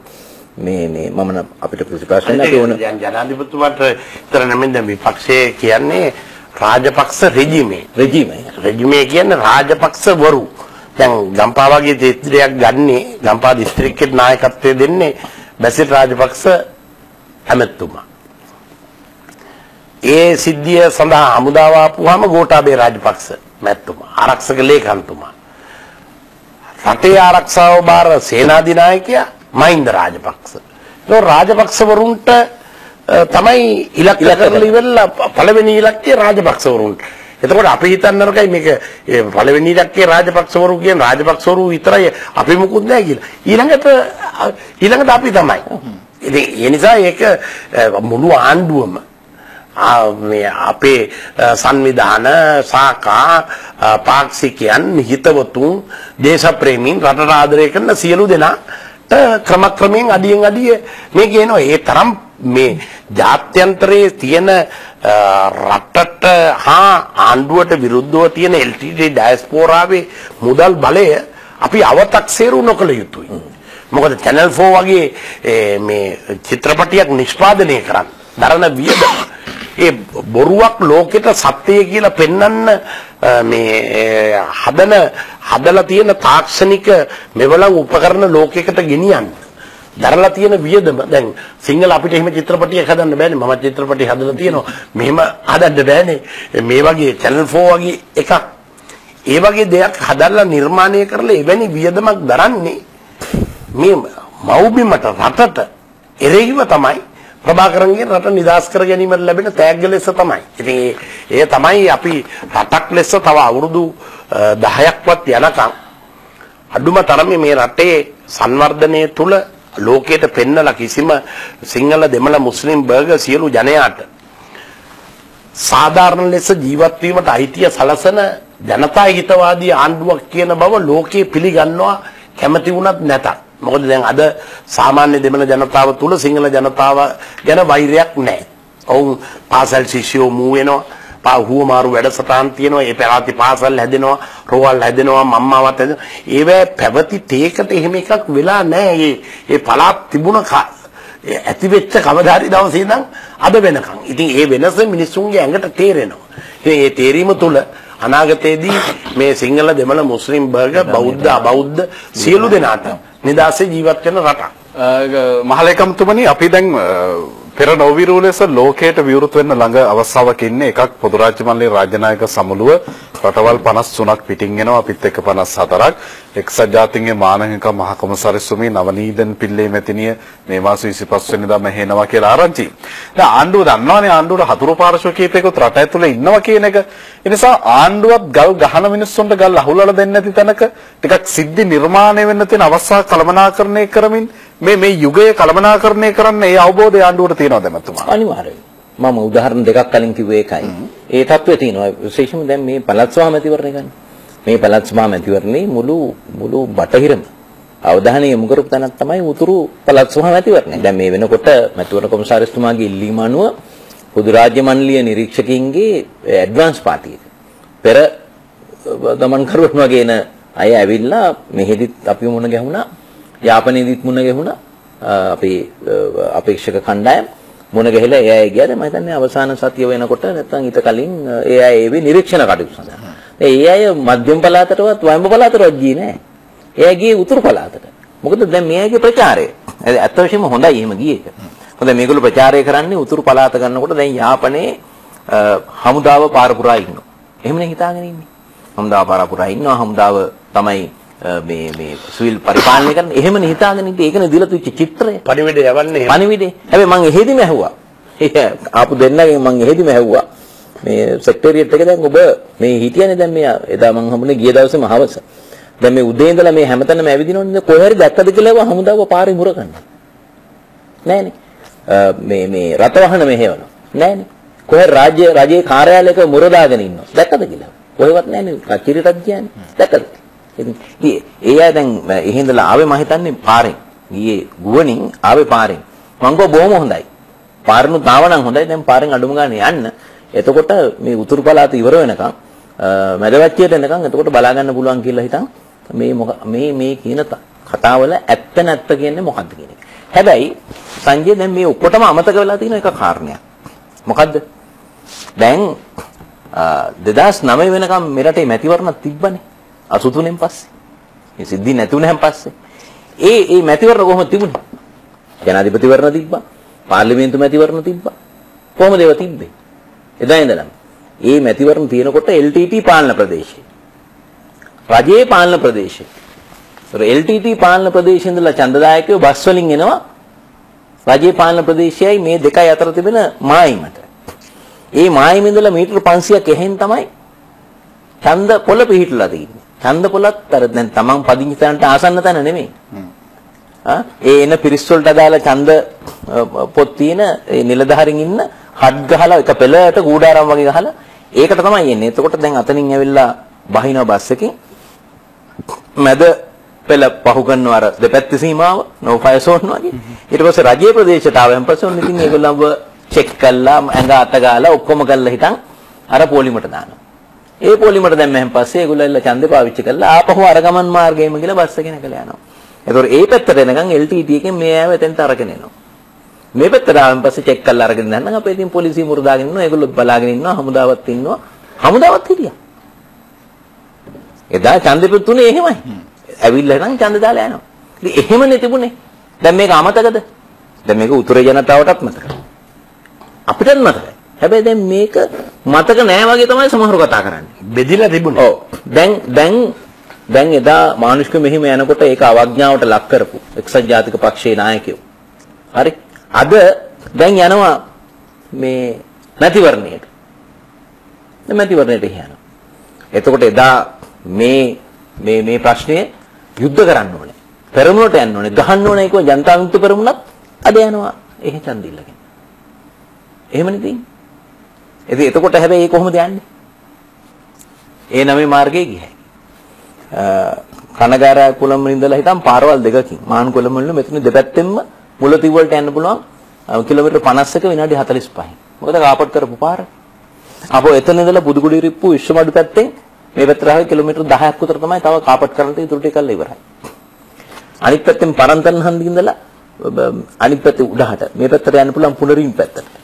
ඊළඟට මේ පැත්තෙන් කෙලින්ම චාවකච්චේරියෙන් ගිහිල්ලා පොයින්ට් පෙඩ් දක්වා පලාලි මාර්ග මේ ඔක්කොම කාපට් කළා. දැන් බොහොම කිසිම ප්‍රශ්නයක් නැතුව මේ ඇයිද?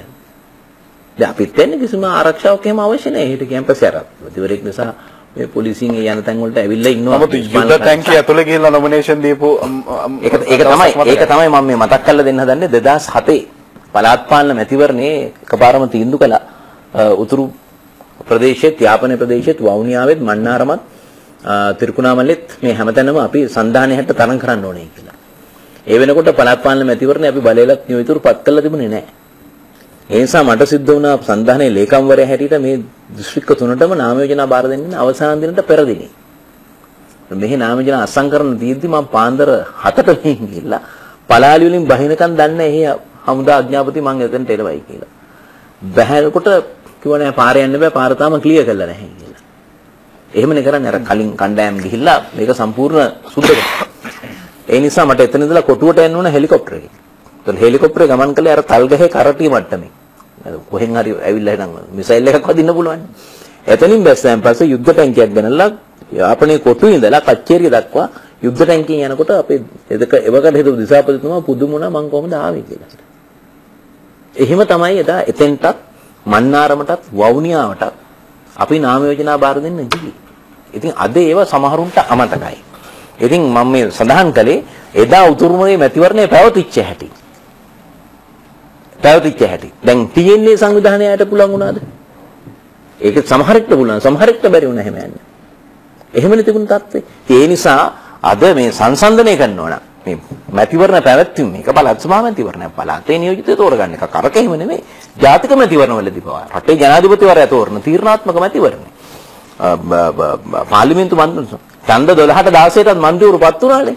ඒ කාලේ ඡන්ද වැටුනේ නැති නිසා. එහෙමනේ තිබුණේ. දැන් අද කොහොමද තියෙන්නේ? අද ජන ජීවිතයේ සාමාන්‍ය තත්ත්වයටපත් වෙලා දීවරයෝ මුදු යනවා. සීමාවක් එයාට නැහැ. දීවර ආම්පන්න බෙදා දීලා තියෙනවා. මේ සිළු දේ සිදු වෙලා තියෙනවා. මැතිවරණය ගත්තත් අපි මේ පළාත් සභා මැතිවරණයට එනකොට එදා තිබුණු තත්ත්වයක් එක්ක බලනකොට අද නිදහස් ස්වාධීන සාමකාමී මැතිවරණයක් පැවැත්වීමේ පරිසරය ඇතිකලේ අතිගරු ජනාධිපතිතුමත් මේ ආණ්ඩුවත් කියන එක අපි මතක් කරලා දෙන්න ඕනේ. විශේෂයෙන් විපක්ෂයේ ඔය විවේචන එල්ල කරන කෑමොර දෙන මේ සියලු දෙනාටත් දැන් මේ අපි මේ කතා කරන කතාවල් කරලා පස්සේ මේවට රිදෙන අය දැන් ඒටානික වෙබ්සයිට් වල පරුෂ වචන තෝගයක් දාලා තියෙයි. පරුෂ වචනව නෙමෙයි. නමුත් අවලාද බොරු ගොතලා මේව දාවි. එහෙම ඉන්නවා. එහෙම නිර්මාණ මෙතුමා කිව්වාගේ ඒවා නිර්මාණය කරන්න කණ්ඩායම ඉන්නවා. දැන් මේ අපේ යන සංවාදය මේවා සටහන් කරගෙන හෙට උදේ වෙනකොට වෙබ්සයිට් එකට දාන්න පුළුවන්. එක්කෝ මට නැත්නම් බන්දු ලගුණාද නැත්නම් රජයට පහර ගහලා මේ තීන එකට පිළිතුරු හැටියට ඒගොල්ලෝ වෙන දේවල් ඒවෙන් දාන්න පුළුවන්. හැබැයි අපි කිසිම බයක් නැහැ. ඕනම දේශපාලන පක්ෂයක ලේකම්වරයෙකුට මම අභියෝග කරනවා. මේ පවත්වන මැතිවරණය සම්බන්ධයෙන්. ඕනම විවෘත සංවාදයකට එන්නේ නැහැ කියලා. අපිට එහෙම කතා කරන්න අයිතියකුත් තියෙනවා හැකියාවකුත් තියෙනවා. මොකද මේ 1971 ඉඳලම අපි දැක්කා. කොටින්ම බඳුනගන ඇමතුමා 1971 දැන් ඒ දවස්වල සාමාන්‍ය පෙළ විභාගයේ දෙවතාවක් තිබ්බනේ. ඔව්. දෙසැම්බරු ජූනි අගෝස්තුයි. එහෙම කියන්න බැරි වුණානේ 71. සාමාන්‍ය පෙළ විභාගේ. ඔව් කරල්ල නිසා. ඒව අමතකයි සමහරුන්ට. එහෙම කියන්න බැරි වුණා. ඒවෙන් ආපස්සට කියලා. ඉතින් ඒක නිසා දැන් ඉතිහාස ගැන කියනෝනේ මුත් ඒවා මතක් කරන්න වෙලා අර තමුන්නාන්සලා අර රූපරාම දානවා වගේ හතේ ප්‍රවෘත්ති වලට ඒවා මතක් කරලා දෙන්න ඕනේ මේ පක්ෂේ නවදන අවලාද වලට. මේ ජනතාව කිසි දෙයක් තමන්ගේ පාලන කාලෙද්ද මේගොල්ලෝනේ මේ බලය ඉල්ලන්නේ. මේගොල්ලෝ බලය ඉල්ලනොත් මේගොල්ලන්ගේ ඉතිහාසය ගැන අපි කියන්න ඕනේ. අද ඒගොල්ලන්ගේ පක්ෂේ නායකතුමා එදා කැබිනට් ඇමතිවරයෙක්. වීරසූරිය ඝාතනය වෙනකොටත් එහෙමයි. දවල පත්‍රිකාව වෙනකොට මේ ඉතිහාසය මතක් කරන්න වෙනවා. 88 89 මේ සුප්‍රසිද්ධ බටලන්ද සපුගස්කන්ධ ගැන කතා කරනකොට අත්හරන්න බැරි නම් තියෙනවා.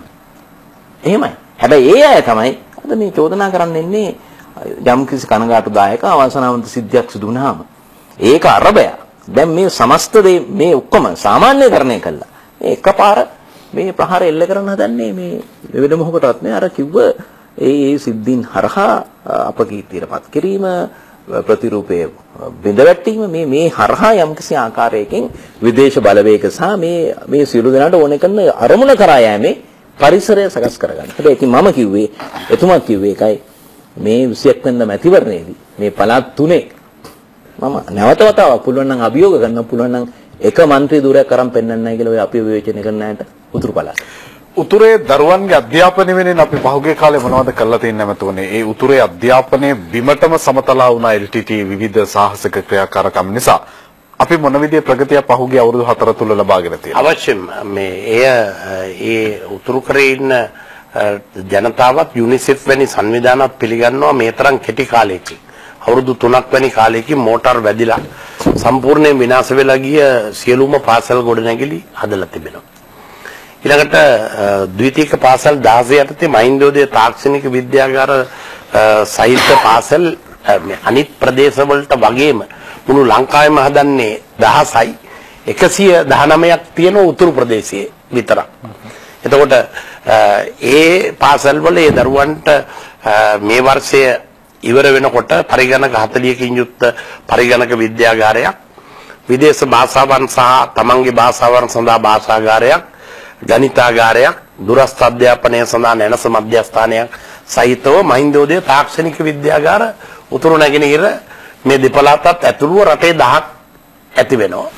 ඒ වගේම අපි පසුගිය ජූලි මාසේ 15 වෙනිදා පටන් ගත්ත නව විෂය ධාරාවක්, තාක්ෂණ විෂය ධාරාවට විශාල ඉල්ලුමක් තිබෙනවා අපිට සම්පූර්ණ කරගන්න බැරි. මොකද හේතුව අපිට තාක්ෂණික විෂය ධාරාව ආරම්භ කළා ඉංජිනේරු තාක්ෂණය, ජෛව පද්ධති තාක්ෂණය, තාක්ෂණය සඳහා විද්‍යාව පටන් ගන්න පුළුවන් දෙමළ භාෂාවෙන් උගන්වන්න තියෙන ගුරුවරුන්ගේ හිඟේ තමයි අපිට තියෙන ලොකුම ප්‍රශ්නේ. ඉතින් දලසල පෙරම ඇමතුමා මේ වෘත්තීය පුහුණු නිපුණතා සංවර්ධන මධ්‍යස්ථාන තියෙනවා මේ පළාතේ. ඒවායේ ඉන්න කතිකාචාර්යවරු උපදේශකවරු තමයි සතියකට දවසක් මේ පාසලට එවන්නේ.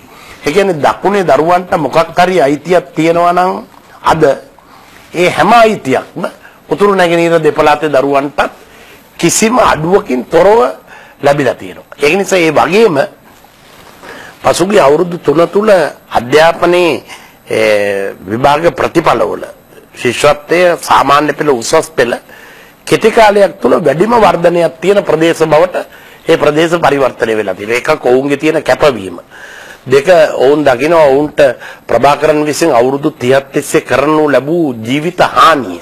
ඒ කියන්නේ තමන්ව පෑන පැන්සල අතට දෙන්න ඕනේ දරුවට සයිනයිඩ් කරලා බැඳලා ළමා සොල්දාදුවෙක් ලෙස බඳවගත්තාම ඒ මුළු ජීවිතම ඉවරනේ. එදා දැන් අපි කුඩා කාලවල මේ රටේ වෛද්‍ය විශේෂඥයෝ, ගණකාධිකාරීවරු, දිසාපතිවරු, ඉංජිනේරුවරු වැඩි ප්‍රමාණයක් හිටියේ දෙමළ මේ විද්වතුන්.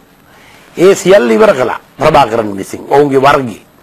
ඉතින් ඒ නිසා අද වඩා උනන්දුවකින් මේ උතුරු නැගෙනහිර දෙපළාතේම අධ්‍යාපනයේට ඔවුන්ට නොතිබුණ අවස්ථාවන් රාශියක් මේ මහින්ද චින්තනයේ ඉදිරි දැක්මේ තිබෙන දැනුම කේන්ද්‍රීය සංවර්ධන අරමුණ කියන කොටස යටතේ සිද්ධ වෙලා තිබෙනවා.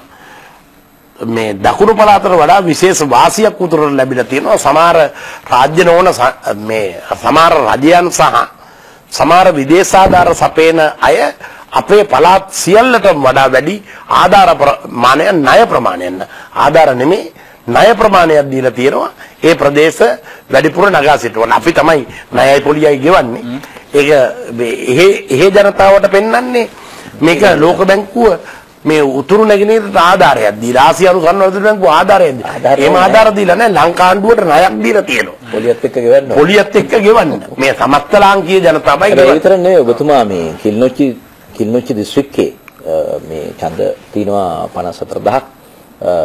මේ ඒකේ ඔබතුමා ජාතික පාසල් 3ක් අලුතෙන් ආරම්භ කිරීම සඳහා මේ කැබිනට් එකක් දාලා ඒක අනුමත කළා. ඒ විතරක් නෙවෙයි මම දකිනවා මේ දවස්වල මේ මහින්දෝදය වැඩසටහන යටතේ පාසල් 10 ව්‍යාපෘතියාල නව ගොඩනැගිලි මම හිතන්නේ මේ වෙනකොට පාර දිගේ යනකොට දකින්න පාසල් ගණනාවක ඒවා වැඩ නිම වෙමින් පවතින. ඒ කියන්නේ දකුණ හා සමාන විදිහට වැඩි අපේ ඒ කටයුතු සිදු වෙලා දෙනවා අධ්‍යාපනය. එල්ලා මේ කොමිෂන් සභාව වාර්තාවේ තිබුණා මේ අසාධාරණයක් වෙලා තිබෙනවා.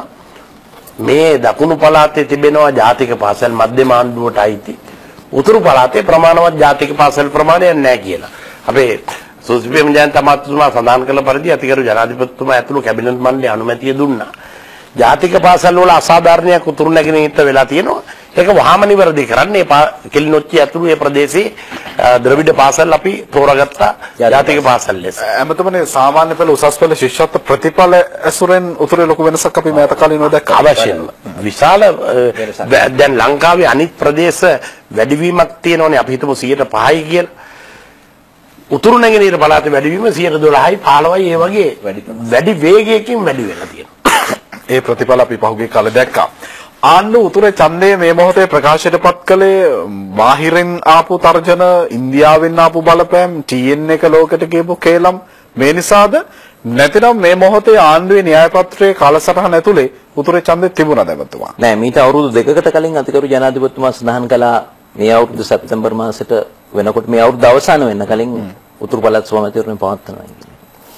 ඒ කියන්නේ අතිගරු ජනාධිපතිතුමා මේ දැන් කෙනෙක් කියන්න පුළුවන් මේක දිනන්න පුළුවන් මම කියනවා දිනන්න පුළුවන් මැතිවරණයක් කියලා උතුරු පළාත් සභාව. මොකද එහි අපි දේශපාලන කටයුතු කරන නිසා. ඒ වගේම මම මේකට උදාහරණයක් පෙන්නන්නම්. දැන් 2008 ඒ කියන්නේ උතුර මුදවාගත්තේ 2009 මැයි මාස 19 වෙනකොට. හැබැයි 2008 අප්‍රේල් මාසේ අපි නැගෙනහිර පළාත් සභාව මැතිවරණය තිබ්බා. නැගෙනහිර මුදවාගෙන ඊළඟ මාස කිහිපය ඇතුළත පළාත් පාලන මැතිවරණ තිබ්බා. ඒක අවසන් වෙච්ච ගමන් පළාත් සභාව මැතිවරණය තිබ්බා. ඒ තිබිච්ච පළාත් සභාව මැතිවරණේ අපි සන්ධානය ජයග්‍රහණය කළා. මඩකලපු දිස්ත්‍රික්කයේ දමිළ ඡන්දදායක සංඛ්‍යාව 80%ක්. මුස්ලිම් ඡන්දදායක සංඛ්‍යාව 20%යි. සිංහල තියෙන එක ගමයි මංගලගම විතරයි ඡන්ද 1800ක් උතර තන තිබුණේ. හැබැයි අපි නැගෙනහිර පළාතේ බලය පළවෙනි පළාත් සභාවෙත් පිහිටුවා. මේ සැරෙත් අපි පිහිටුවා. ඒ නිසා ඒ බැහැයි කියන ඕනම දෙයක් පුළුවන් කියන තැනට ගෙන ආපු ජනාධිපතිවරයෙක් තමයි නායකයෙක් තමයි අපිට ඉන්නේ. එක්සත් ජාතික පක්ෂය වගේ නෙවෙයි. මොකද මේ යුද්ධය අවසන් කරන්න බැහැයි කියලා කිව්වා.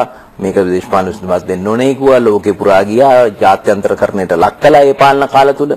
විවිධ ක්‍රමෝපායන් ගෙනාව. විවිධ කණ්ඩායම් ලංකාවට ආවා. එහෙමනේ තිබුණේ. නිරීක්ෂකයෝ හිටියා. මොනිටරින් කරන රටවල් 4කින් හිටියා. මේ රට පාවා දීම මේ කීන කරුණු ඕන තරම් මෙතන තියෙනවා. ඒ කාල සීමාවන් තුල සිදුවෙච්ච. හැබැයි ජනතාවගේ විශ්වාසයත් එක්ක කවදාවත් මේ ජනාධිපතිතුමා මේ රට පාවලා දෙන්නේ නැහැ. කිසිම මොන හේතුවක් නිසාවත්. ඉතින් ඒ තහවුරුව ජනාධිපතිතුමා පහුගිය කාලේ දුන්නා අපේ දකුණේ සමහර අපේ සන්දානින් දේශපාලන පක්ෂත්. ඒගොල්ලන්ගේ යම් සැකයන් තිබුණා සංවිධානවල මේ විශේෂයෙන්ම මානුෂික මෙහෙම යද්දී ඒට දැඩි ලෙස සහයෝගය ප්‍රකාශ කරපු පාර්ශවයන් වල මේ උතුරු පළාත් සභා මැතිවරණය තිබ්බහන් පස්සේ මේ ඉඩම් පොලිස් බලතලත් එක්ක මෙතන නැවතත් මේ අර රණවිරු මුදාගත්ත දේශයේ නැවත වතාවක් මේ එවැනි තැනකට යන්න පුළුවන්ද කියන කන මේ ජාතිකර ජනාධිපතිතුමා ඉතා පැහැදිලිව කිව්වා. මොකද කිසිම ආකාරයකින් ඉඩම් හා පොලිස් බලතල තියෙන එක තින්නේ මගේ අතේ. ඒ ඉඩම් කියන එක ඉඩම් දෙනවා නම් බැහැර කරන්න ඕනේ ජනාධිපතිතුමාගේ අස්සනේ. අනේ පොලිසිය දෙනවා නම් ඒත් ආරක්ෂකනේ. ඉතින් ඒක වෙන්නේ නැහැ කියලා. ඉතින් ඒ තහවුරුව ඇති. ඒ තහවුරුව ජනතාව උතුරේ ජනතාවට මේ ඉඩම් පොලිස් පිළිබඳ ප්‍රශ්නයක් නෙමෙයි තියෙන්නේ. උතුරේ ජනතාවට දෙන්නේ අවුරුදු 30ක් තිස්සේ තමන්ගේ ළමයව පාර යනකොට අල්ලගෙන ගිහිල්ලා අර මෙතුමා කිව්වා වගේ බෙල්ල සයිනයිට් කරලා බලලා යුද්ධයට අරගෙන ගියා. අධ්‍යාපනයේ කඩකප්පල වුණා. දීවරෙන්ට රැකියාවට යන්න බැරි වුණා. කෘෂිකර්මාන්තයේ කඩම් වැටුණා. ඒ නිෂ්පාදන මෙහෙට එවන්න බැරි වුණා. මිල ලබා ගන්න බැරි වුණා. අද යාපනයේ ජනගහනයෙන් භාගයක් විදේශගත වෙලා. අද ඡන්ද තින්නේ 5 ලක්ෂයයි. ප්‍රශ්නේ මතුවෙන්න කලින් ඊට වඩා ඡන්ද සංඛ්‍යාවක් යාපනයේ තිබුණා. එතකොට එහෙම තිබිච්ච තැන නැවත ඒ ජනතාවගේ පාර, විදුලිය, ජලය, රැකියාව කරන නිදහස, පාසල් යන නිදහස, සෞඛ්‍ය එමණ යාපනයේ රෝහලයක වෙලා තියෙන සංවර්ධනීය ප්‍රමාණය උතරම් ප්‍රමාණයක්. ඒක කචාවකච්චේරි රෝහල. නෑ කොළඹට එවන මිදි පළතුරු එළවලු මේ සියල්ල එක්ක ගන්නකොට ජනතාවට අවශ්‍ය වෙන්නේ තමයි ඒකනේ ජනාධිපතිතුමා කිව්වේ අපිට අහිමි වෙච්ච ජීවිත දෙන්න බෑ වෙයි. බෑනේ. කොහෙවත් බෑ. හැබැයි ඒ හැර අනිත් දිහාගේ සෑම දෙයක්ම අපි දෙන්න සුදුසු. දැන් බලන්න දැන් කිල්නොච්චියට යනකන් දුම්රිය මාර්ගයේ පළවෙනිදා විවෘත කරන්න සූදානම් ප්‍රවාහන අමාත්‍යතුමා මම දැක්ක අද පත්‍රේ දාලා තිබුණා. කිල්නොච්චියෙන් එහාට යාපනයේ දක්වත් අප්‍රේල් වෙනකොට අවසන් වෙනවා. එතකොට පැය 4යි 5යි ඇතුළත පැයට කිලෝමීටර් 100කින් යාපනයේ ඉඳලා කොළඹට එන්න පුළුවන්. පැය 5කදී වැඩි මොනවා. අද වාහනයකින් ගියත් අනුරාධපුරයට පැය 3:00මාරක් යයි. ඊළඟ පැය 2 ඇතුළත යාපනයට ගියාගේ පැය 6ක් ඇතුළත යාපනයට යන්නේ.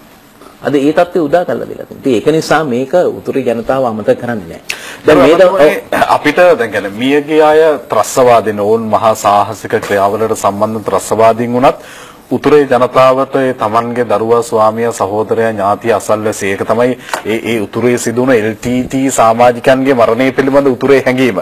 අපි මේ මහා භෞතික සංවර්ධනය තුළ පෙර නොවිරු සංවර්ධනයක් උතුරට ගෙනහිල්ලා තියෙනවා. අර මිනිස්සුන්ගේ තිබුණ මානසිකව තිබුණු යම් විදවැටීම් ඒ ගොඩනැගීම වෙනුවෙන් ආණ්ඩුවකට කළ හැකියාවක් තිබුණාද? එවන්නක් හඳුනාගෙන උතුරේ හදවත් වලට කතා කරන්න ආණ්ඩු උත්සාහ කළා. ඔය වගේම තිබුණේ සංජය දැන් දකුණේ භීෂණයේ තිනකොට හරි හවස රැට අපි ලයිට් පත්තු කළේ නෑ සමහර ප්‍රදේශවල. ඇඳිරි නීතිය දැම්මනේ. මේ පොළවල් වහන්න වුණා. රජයේ කාර්යාලය වහන්න වුණා. උසාවි වහන්න වුණා. හරි. එහෙම නියෝග පැනවුණානේ. ඒ කාලේ ඒවට අවනත වෙච්ච අයත් හිටියනේ. අවනත නොවිච්ච අයව මරා දැමුවා. නාඳුන් තුවක්කු කරා. එහෙම යුගයක් තිබ්බනේ. ඒ වගේ තමයි එහෙත්. හැබැයි දැන් ඒක දැන් ක්‍රමානුකූලව ඒ ජනතාවට මොකද ඒ අතීතයේ මත ජීවත් වෙන්නේ නැහැ. දැන් බලන්න සුනාමි අරගෙන. සුනාමි එක පැය විනාඩි කිහිපයක් ඇතුළත ජීවිත 40000ක් අපේ අහිමි වුණා. නිවාස 90000ක් අහිමි වුණා. බෝට්ටු ලක්ෂයකට වඩා අහිමි වුණා. හැබැයි දැන් ඒවා ක්‍රමානුකූලව ගොඩ නැගිලා දැන් මේ වෙනකොට 95ක් 98ක් පමණ ඒවා ගොඩ නැගිලා අවසන් වෙලා තියෙනවා. හැබැයි දැන් ඒවෙන් විපතටපත් වෙච්ච අය ඉතුරු වෙලා ඉන්න අය. තමන්ගේ ඥාතියා මව පියා දරුවා නැති වුණ එක ඇත්ත. නමුත් දැන් මේ අතීතයේ ස්මරණය කරනවා. ඒක තරහ වෙන්න ගියේ නෑ. නමුත් ඒ අය තමන්ගේ ජීවිත ගොඩනගාගෙන ඒකත් එක්ක ඊළඟ ජීවිකාව ගෙනියන්න ඒක ආරම්භලා තිනවා. ඒ වගේ යාපනයේ ජනතාව ඒ ගමන ආරම්භලා තිනවා. දැන් ඒ ජනතාවට අවශ්‍ය වෙන්නේ ඒක අපස්සට දින්න නෙමෙයි. ඒක අපස්සට ඇද්දොත් නැවත වතාවක් මේ ව්‍යාකූල තත්වයකටපත් වෙන්න සූදානම් නැහැ ජනතාව. මෙහි සූදානම් නැහැ වගේ එහෙ සූදානම් නැහැ. ඒක නිසා ඒ දැඩි විශ්වාසයක් තියෙනවා. අපි බොහොම ඊටාම සාමකාමී සාධාරණ ලෙස මංගේ සංසන්දනය කළේ ඒකයි. සමහරවිට අමතක වෙලා මේ යුද්ධය පැවතිච්ච කාලේ මැතිවරණ තිබුණේ කොහොමද කියලා හිතා. ඒව අමතක කළා නේද කටයුතු කරන්නේ දැන්. ඉතින් ඒක නිසා මේදී මම සඳහන් කරන්නේ ඒ හැඟීම් තියෙනවා. හැබැයි ඉතින් ওই අතරතුර 100%ක්ම එහෙමත් නැහැනේ. ඔය අතරතුර ඉන්න පුළුවන්. දැන් කොටින්ම දැන් 11000 උතුරු පළාතේනේ ඔක්කොම. එක්ක හම්දාවට බාර වෙලා නැත්නම් හම්දාවෙන් අල්ලගෙන හිටපු අය. 11000ක් පුනරුත්ථාපනය කළා. නැවත සමාජගත කරලා තියෙනවා. 2,95,000ක් ලක්ෂ 3කට ආසන්න පිරිසක් සෙට්ටිකුලම් කඳුරේ ඉඳලා මම කියන්නේ දේවතාවක් ඒකට. සමහරව ඒවට නොගිය අය තමයි අදහස් ප්‍රකාශ කරන්නේ. මම දේවතාවක් ගිය අධ්‍යාපන ඇමතිවරයා. ළමයි 70000ක් හිටියා කඳුරේ. අපි ගුරුවරු අරගෙන ගිහිල්ලා නිලැඳුම් අරගෙන ගිහිල්ලා පොත් අරන් ගිහිල්ලා తాවකාලික මඩු ගහලා හිටන් උගන්නලා විභාගයට පෙන්නේ ස්කෝලවලට ගියා. අපේ ලෝකෙ කිසිම රටක මම හිතන්නේ ඒක උනේ නැහැ. ඒ සියලු දෙනා අද සමාජගත වෙලා තියෙනවා. ඒ සියලු දෙනා තමන්ගේ මුල් ගම්බිම් ප්‍රදේශවලට ගිහිල්ලා තිනවා. බිම් බෝම්බ ලක්ෂ ගණනක් ඉවත් කළා තිනවා. තාම ඉවත් කරන තැනුත් තියෙනවා.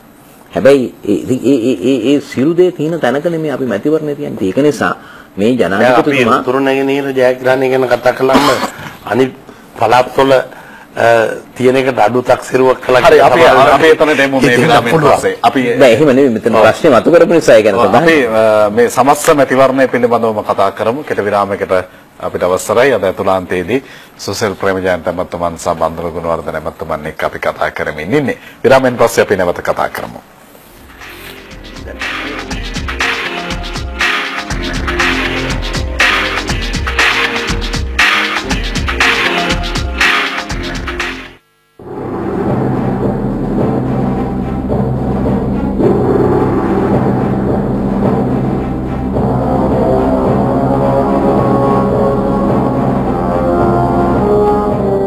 ඩෙංගු මාරාන්තිකයි.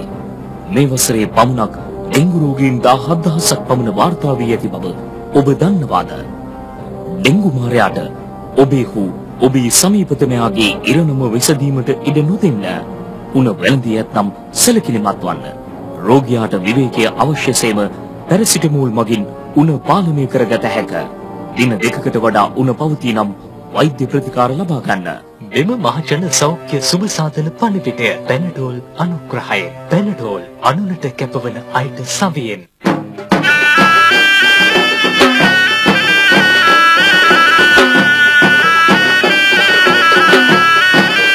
උදතිද සපිරි දිකුදල හස්තිරාජවරු පිරිවරා නික විකුම්පාන සහසක් නැට්ටුවන්ගේ නර්තනාකර්ෂණයෙන් මග විසිතුරුව සියක් පන්දම්වල එලිරටා යට ගජකා වන්න මේ පසඟතුරු ගොසින් ආවඩා පෙරහර කරඬුව වඩින ඇසල මහ පින්සාර පෙරහරේ ලොවක් විශ්මිතා සිරිය පෙළහර පාන විභූතිමත් කන්ද උඩරට සෙංකඩගල මේ සිරි දළදා පෙරහර සමයයි.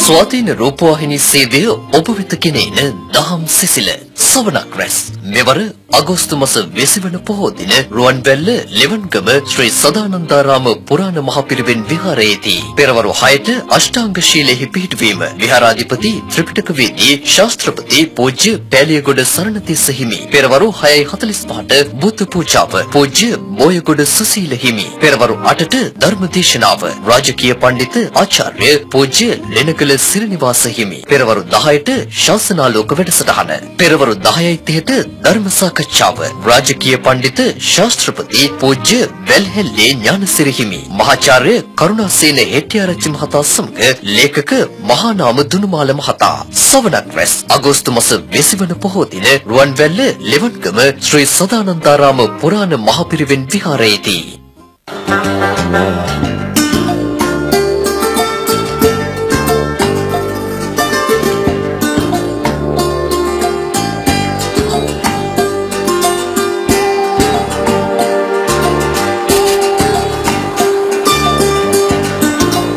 අංශභාගය හැදිලා ඇඳේ තියාගෙන ආපු ලෙඩා නිරෝගී වෙලා ඒ ඇඳ හරේ තියාගෙන යනවා.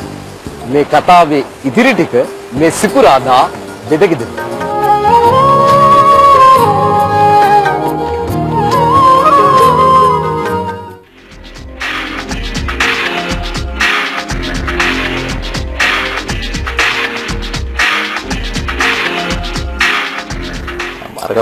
විරාමෙන් පස්සේ අපි යලි අතුලාන්තයේ සජීව සංවාදයේ සමග බන්දුල ඇමතුමා මතක් කළා දැන් අපි උතුර වගේම අනිකුත් පළාත්වලත් ඡන්දේ තියෙන තත්ත්වය කතා කළ යුතුයි කියලා.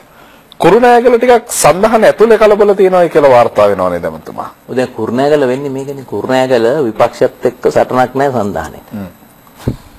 මුද්දයිශ්‍රී ජයසේකර මන්ත්‍රීතුමා තමයි පසුගිය පාර්ලිමේන්තු මැතිවරණයේ එක්සත් ජාතික පක්ෂයේ වැඩිම රනිල් වික්‍රමසිංහ මහත්තයා ගාවට වැඩිම ඡන්ද ගත්ත එක්සත් ජාතික පක්ෂයේ මන්ත්‍රීවරයා. ලංකාවේ කුරුණෑගල මුළු ලංකාවෙන් 1,32,000ක් මගේ මතකයේ හැටියට. ඉතින් එතකොට එතුමා නියෝජනය කරන පඬුවස් නුවර ප්‍රාදේශීය සභාව විපක්ෂයේ ඉන්නේ විපක්ෂයේ 8න් 7 දෙනෙක්ම මම දැක්ක අදපත්‍රයේ ස්වාධීන වෙලා කියලා ඒගොල්ලෝ එක්සත් ජාතික පක්ෂය සම්බන්ධකම් නවත්තලා. ඒ වගේ තව ගණනාවක් ඉන්නවා. ඉතින් ඒකත් එක්ක තව එක ප්‍රවණතාවයක්. ඉතින් අනිත් කාරණේ තමයි මේ එක්සත් ජාතික පක්ෂයේ තියෙන දුර්වලකම නිසා සන්ධානයේ අපේක්ෂකයෝ තමයි පුලන් තරම් මේ ප්‍රචාරක ව්‍යාපාරයේ කැම්පේන් එක යන්නේ. ඒකට ඉතින් සාමාන්‍යයෙන් මේ මැතිවරණ ක්‍රමය මේ මැතිවරණ ක්‍රමයේ හැටි. ඒක නිසා තමයි පළාත් පාලන මැතිවරණවල සංශෝධනය කළා මැතිවරණ ක්‍රමයේ කොට්ටාස ක්‍රමයට නැවත ගියේ. ඉතින් ඒක නිසා මේකේ ස්වභාවය මේක මොකද තමන්ගේ අංකය ප්‍රචලිත කළොත් තමන්ට වැඩිපුර මනාපගත ප්‍රමාණය තමයි අපි දන්නේ ගණන් කළාමයි දන්නේ ඇතුළට ගිහිලාද නැද්ද කියලා. එතකන් දන්නේ නැහැ නේ කිසි කෙනෙක්. ඉතින් ඒක නිසා නොදන්නා ඉලක්කයක් කරා යන්න අපේක්ෂකෙන්ට සිදු වෙලා තියෙනවා මේ මනාප මැතිවරණ ක්‍රමයත් එක්ක. ඉතින් විපක්ෂයත් එක්ක සටනක් නැති වෙනකොට එකම පක්ෂය ආය අතර තමයි මනාප ලබාගෙන වැඩිම ඡන්ද සංඛ්‍යාවක් ගැනීමේ සටනක් ඇවිල්ලා තියෙන්නේ. ඉතින් ඒක එකක් මිනිස් ස්වභාවය. අනිත් පැත්තෙන් කොහොම වුණත් අපි පක්ෂ හැටියට සීලම අපේක්ෂකයින්ට අපේ සංවිධායකවරුන්ට උපදෙස් දීලා මේවා සමනය කරගෙන සාමකාමී මැතිවරණයක යෙදෙන්නයි කියන කාරණේ තමයි අපි සඳහන් කරලා තියෙනවා. විභාගයේ ලියන දරුවන්ට කරදරයක් නොවි ප්‍රචාරණ කටයුතු කරන්න කියලා ජනාධිපතිතුමත් සඳහන අපේක්ෂකයින්ට මතක් කරලා තිබුණා. මේක සඳහනේ නෙමෙයි සියලුම අපේක්ෂකයින්ට අදාළ කාරණාවක්. අතරම විභාග සම්බන්ධව එහෙම ගැටලුවක් නැද එමතුමා? කිසිම ගැටලුවක් නැහැ. මොකද අපි පොලිසියට මේ විභාග පිළිබඳ සම්පූර්ණ බලයේ විභාග කොමසාරිස්වරයා පවර්ලා තියෙන්නේ. මැතිවරණ කොමසාරිස්තුමත් බොහොම පැහැදිලි නියෝග නිකුත් කරලා තිබෙනවා. විභාග ශාලාවක් අවට ප්‍රදේශයේ දරුවන්ගේ විභාගයට හානියක් වෙන කිසිම හැසිරීමක් කළ වහම් පොලිසියට දැනුම් දුන්නා පොලිසිය ඒක නතර කරනවා. ඒක නිසා මම ඒක ගැන ස්තුතිවන්තත් වෙන්න ඕනේ කුමන දේශපාලන පක්ෂයක වුණත් මේ ඒ දරුවෝ ගෙදර ගිහිල්ලා කියන එක තමන්ගේ ඡන්දයටත් බලපානවා. ඒ දරුවන්ට නිදාසේ විභාග කරගන්න ඉඩ දෙන එක දෙමව්පියන්ගේ මිනිස්යන්ගේ පරම යුතුයකම. ඒකට සහාය දක්වලා තියෙනවා කිසිම එහෙම පැමිණිල්ලක් ලැබිලා නැහැ. අනිත් එක තමයි මේම දෙපළාතේ උතුරු පළාත හැරුණාම මේ මැතිවරණේ තීරණය වෙලා තියෙන්නේ. මොකද මේ පළාත් දෙකේම ජනතාව දන්නවා කිසිම කාලයක ලංකාවේ නිදහසින් පස්සේ තමයි ප්‍රජාතන්ත්‍රවාදී ආණ්ඩුපත් වෙන්නේ. රජ යුගයේ පටන් මේ දක්වා ඉතිහාසයේ ගත්තාම අතිගරු ජනාධිපතිතුමාගේ නායකත්වයෙන් යුද්ධෙ නිම වුණාට පස්සේ ඇතිවෙච්ච සංවර්ධනයේ තරම් සංවර්ධනයක් ගමට දැනුණ යුගයක් නැහැ කියන එක මේ පොදු ජනතාව සාමාන්‍ය මිනිස්සු දන්නවා. ආණ්ඩුවේ අඩුපාඩු තියෙනවා. පාරවල් හදනකොට, පාලම් හදනකොට, ඇලිකට් හදනකොට, වේලි හදනකොට, වැඩ කරනකොට ප්‍රශ්න තියෙනවා. මොකද දුවන මිනිස්සු විතරයි වැටෙන්නේ. පළ තියෙන ගහට විතරයි කොල්ලෝ ගල් ගහන්නේ. පළ නැති ගහකට ගල් ගහන්නේ නැහැ. ඉතින් එතකොට මේ වැඩ කරන් යාමේදී අඩුපාඩු දුර්වලතා තියෙනවා. විවේචන තියෙනවා. ඒක ඇත්ත. නමුත් ජනතාව හොඳින්ම දන්නවා මෙතරම් මේ ජනතා හිතවාදී ලෙස පළාත සංවර්ධනය කරන්න ගමන කිට්ටවන්න වැඩ කරපු ආණ්ඩුවක් නැහැ කියලා. ඒකේ හොඳම උදාහරණයක් තමයි සමාවෙන්න බාදකලන්න. ඔව්. හොඳම උදාහරණයක් තමයි මේ කොළඹ දකුණු වරාය විවෘත කළා මේ දින කිහිපයක් දුන්නානේ මේ පොදු ජනතාවට නරඹන්න. හරි. දැන් සතිය දිනවල පවා ඇවිල්ලා දැන් මම හිතන්නේ පෙරේද වෙනකොට මේ මිලියන 5කට වැඩි ප්‍රමාණයක් මේක නරඹන්න ඇවිල්ලා තිබුණා. දැන් දවස් දෙකක් දික් කළා. එතකොට තවත් ඊට වඩා වැඩි. ඉතින් ඒකෙන් පැහැදිලි වෙන්නේ මේ විපක්ෂය කොහොම කිව්වත් තාම ජනතාවගේ මේ හිතන ආකාරය තේරුම් ගන්න බැරි වෙලා තියෙනවා. ඒකට ආපුවා මම දැක්කා සමහර රූපරාමවල කිව්වා මේක අපි අනාගත පරපුරට ලැබෙන දෙයක්. මේක අපිට ආඩම්බරයක්. මේ වගේ දෙයක් හීනයක්. යාදී වශයෙන් ජනතාව අදහස් ප්‍රකාශ කළා. ඉතින් මෙන්න මේක තමයි මේ අපේ මේ ජනාධිපතිතුමා මේ ආණ්ඩුව නිවැරදිව තේරුම් ගන්න තියෙන්නේ. දැන් අපි අහගෙන ඉන්න කෙනෙක් හරි අපි හරි හැමතුමා හරි මම හරි ගත්තොත් අපේ අම්මා හරි තාත්තා හරි මිය ගිහිල්ලා ඉන්න අයගේ ආදිවේගී මාර්ගයක මේ ගාල්ු යන්න හම්බුනේ නැහැ. හෙට අනිද්දා කටුනායක ඉඳන් විනාඩි 20න් කොළඹ එන්න හම්බුන්නේ නැහැ. හැමදාම මයංගනේ යනකොට නාගදීප මේ මොනවද මයංගනේ යනකොට අර 18 වංගුවට පස්සට ගිහිල්ලා තමයි හැමදාම ඉස්සරහට යන්නේ. දැන් කවදාවත් පස්සට යන්නේ නැහැ ඉස්සරහට විතරයි යන්නේ. මේවා අපිට පෙර පරම්පරාවේ අයට තිබුණේ නැති අත්දැකීමක්. පෙර පරම්පරාවේ අයට විඳින්න බැරි වෙච්ච එකක් තමයි අද ලාංකීය පරම්පරාව විඳින්නේ. හැබැයි අපිට විඳින්න බැරි වෙච්ච ටිකක් අනාගත පරම්පරාවට උරුම කරලා දීලා තියෙනවා. ඒ අවුරුදු 20කින් 30කින් උපනූපන් පරම්පරාවල මිනිස්සුන්ගේ යහපත වෙනුවෙන් තමයි ගුවන් තොටුපොළ නැව් වරායවල් මේ අධිවේගී මාර්ග මේ යටිතල පහසුකම් පද්ධතිය අපිට අපි තරමක් හෝ වාසනාවන්තයි අපිට කොටසක් බුද්ධි විඳින්න හම්බ වෙනවා. අපේ ඊළඟ පරම්පරාවට තමයි මේ තියෙන වැඩිම අපේ දරුවන්ට තමයි රට හදලා තියෙන ජනාධිපතිතුමා කියන එක මේ යමක් තේරෙන අයට තේරෙනවා මේ ඉහිලුන් නොදෙන කම. ඒ කියන්නේ මේක තුල ඇති වෙන ඊර්ෂ්‍යාව, කුවකකම. දැන් සමහර වෙලාවට හිතෙනවා වෙන්න පුළුවන් මෙහෙමත්. මේ වෙලාවේ පෙරලා ගත්තොත් අර දැන් පාරවල් ටික හැදුවේ මහින්ද රාජපක්ෂ විවෘත කරන එක කරන්න පුළුවන් නේ. ඊට පස්සේ ආණ්ඩුවක් ගත්තොත් රාජ්‍ය බලය වාර වුණොත් ඒ ප්‍රශ්න නැහැ. උතුරු නැගෙනහිර ප්‍රශ්නේ නැහැ. විසඳලා ඉවරයි. ප්‍රභාකරනුත් නැහැ. හොයාගන්න තැනකුත් නැහැ. එහෙම එතකොට ඒ ටිකත් ඉවරයි. ඊට පස්සේ සංවර්ධන වැඩ පිළිවෙලත් ආරම්භ කරලා ඉවරයි. දැන් ඉතින් ඕන කෙනෙකුට ආණ්ඩුව ගත්තොත් මේක ගෙනියන එක විතරයි තියෙන්නේ. උද්දමනේ අඩු කරලා තියෙනවා, විරකියාව අඩු කරලා තියෙනවා, මේ අලුත් ආදායම් මාර්ග ජනිත කරලා තියෙනවා, දිලිඳුකම අඩු කරලා තියෙනවා, රට ඉස්සරහට ගිහිල්ලා තියෙනවා. ඒක ජාත්‍යන්තරවත් පිළිගන්න ඕනේ. දැන් අපි පසුගිය කාල පරිච්ඡේදය තුලම තිබුණේ ජාත්‍යන්තර වර්ගීකරණය අපිට අතින් අල්ලලා එජස් කරලා හදන්න බෑ. ඒ වර්ගීකරණය World Bank, IMF, ADB ඔක්කොම යටතේ තිබුණා ඊටාම දිලිඳු රටවල්. අඩු ආදායම් ලබන රටවල් කියන වර්ගීකරණේ තමයි අපි හැමදාම හිටියේ. එතකොට අපිට ආධාරයෙන් හම්බ වෙනවා ඊටාම සහන පොලි නැතුව. දැන් අපි මධ්‍යම ආදායම් ලබන රටක් බවට පත් වෙනවා. ඉතින් ඒක තමයි ජාත්‍යන්තර පිළිගැනීම. නිකන් අපි කිව්වට අපි මධ්‍යම දාන්න උඩට දාන්න කියලා. එහෙම දාන්නේ නැහැ නේ. මධ්‍යම නිසා ණය ලැබෙනවත් අඩුයි. දැන් ණය ලැබෙනවා පොලියට. දැන් ඉතින් ණයක් ගන්නකොට 102ක් හරි පොලිය ගෙවන්න වෙනවා. ජාත්‍යන්තරව මේ සංවර්ධනයෙන් ණය ගන්නවා. ඒ විශ්ව සම්මත නිර්ණායකයන් ලෝකයේ සම්මත ක්‍රමවේදයන්. ගරුව එමෙතුමනේ සමහර නායකයෝ ජනප්‍රිය වුණා ඒ යුගයේ ඒ මොහොතේ තිබෙන ප්‍රශ්න කළමනාකරණය කිරීම ඇතුලේ දිලිඳුකමට ඒ මොහොතට උත්තරයක් දුන්නා, නිවාස ප්‍රශ්නට ඒ මොහොතට උත්තරයක් දුන්නා. ඒ යුගය ඇතුලේ අනාගතවාදී නැත්නම් ඊළඟ පරම්පරාව වෙනුවෙන් රට හදනවා කියලා දෙයක් ඒ දේශපාලන න්‍යායපත්‍රය ඇතුලේ තිබුණේ නැහැ. නමුත් ඒක ජනප්‍රියතාවයට බාධාවක් වුණෙත් නැහැ. යම් මට්ටමක රණසිංහ ප්‍රේමදාස ජනාධිපතිවරයාගේ යුගයේ මේ තත්ත්වය අපි දැක්කා. ඔබතුමාලගේ ආණ්ඩුව මේ මොහොත කළමනාකරණය කරන ගමන් සංවර්ධනය අපි කතා නොකළ අනාගතවාදී තැනකට අරගෙන යනවා. වරාය ප්‍රතිඵලයේ අද හෙට නෙවෙයි තියෙන්නේ. ගුවන් තොටුපළේ ප්‍රතිඵලය අද හෝ හෙට නෙවෙයි. මේ අනාගතවාදී බව සංවර්ධනයට එකතු කිරීම ඇතුලේ මොකද්ද ආණ්ඩුව අපේක්ෂා කරන කාරණාව? නෑ ඒක තමයි මේ දැන් මේ අතිගරු ජනාධිපතිතුමා දැන් 2005 බලයට එනකොට මහින්ද චින්තනය ඉදිරිපත් කළා. ඒකේ ප්‍රධානම කාරණයක් උනේ මේ යුද්ධය නිමා කරනවා කියලා. කළා තව වැඩසටහන් ගණනාවක් තිබ්බා. ඒක කළා. කළා ඊට පස්සේ 2010 මැතිවරණේ ඊටත් වැඩි ඡන්ද ප්‍රතිශතයකින් බලයට ආවා ආණ්ඩුවත් බලයට ආවා. මහින්ද චින්තන ඉදිරියටම ඉදිරිපත් කළා. ඒ තුල නිල්ල පිරුණු රටක්. කරුණු පහක් ගැන කතා කරන්නේ ගුවන පංචබල කේන්ද්‍රය.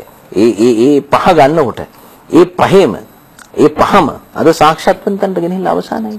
එතකොට දැන් මේ අවුරුදු 5 ඉවරන 6 ඉවරනකොට අපි මේ සියලු කරුණු ඉටු කළා ඉවරයි. දැන් අදාරගෙන බැලුවත් මේ මොහොත වෙනකොට දැන් තාම ගිහිල්ලා තින්නේ භාගයයි. ඒ අවුරුදු 3 ගත වෙනකොටත් කරුණු ගණනාවක් සිද්ධ වෙලා ඉවරයි. 85ක් 90ක් ගිහිල්ලා ඉවරයි. අනිත් ඒවා ආරම්භ වෙලා තියෙනවා. ඒක නිසා දැන් ප්‍රශ්න වෙලා තින්නේ දැන් විපක්ෂය නගන චෝදනාව තමයි දැන් ණය කරලා හිටන් පාරවල් හදනවා. වරාය හදනවා, ගුවන්තොට හදනවා. දැන් මහවැලි හදුවේ ණය නොවේද? රුපියල් මිලියන 9000ක් ඒ වෙලාවේ හැටියට ගත්ත මහවැලිය. හොඳයි දැන් මහවැලියේ මෙගාවට් 550ක් ජල විදුලිය ජනනය කරනවා. එදා මිලියන 9000ක් අරගෙන හදපු ඒ ජල විදුලි බලාගාර ටිකයි වාරි මාර්ග ක්‍රමයක් එක්ක කොයිතරම් මුදලක් අපි උපයන්නේ නැද්ද? කොයිතරම් මුදලක් අපි ඉතුරු කරන්නේ නැද්ද? හොඳයි. දැන් එතකොට අපි ඒකට ඊර්ෂ්‍යා වෙන්න ඕනේ නේ. එහෙම අපි කිව්වෙත් නැහැනේ. ඒකේ ප්‍රතිලාභ අද අපි භුක්ති විඳිනවා. එතකොට මේ යදවපු ප්‍රාග්ධනයේ ප්‍රතිඵල ලබාගෙන ඉවරයි. ලබා ගැනීමෙන් පවතින තවදුරටත්. දැන් අනිකම නොරොච්චෝලේ සංජය එදා ඒ කෝටි 5000 හරි 9000 හරි ණයට අරන් හදපු එක එදා හදන්න නැතුව තිබුණා. අද හදන්න ගියා නම් ඒ කාලේ ඒක හොරකම් කළා, දූෂණය කළා, වංචා කළා, අක්‍රමිකතා කළා කියලා කියන්න පුළුවන්.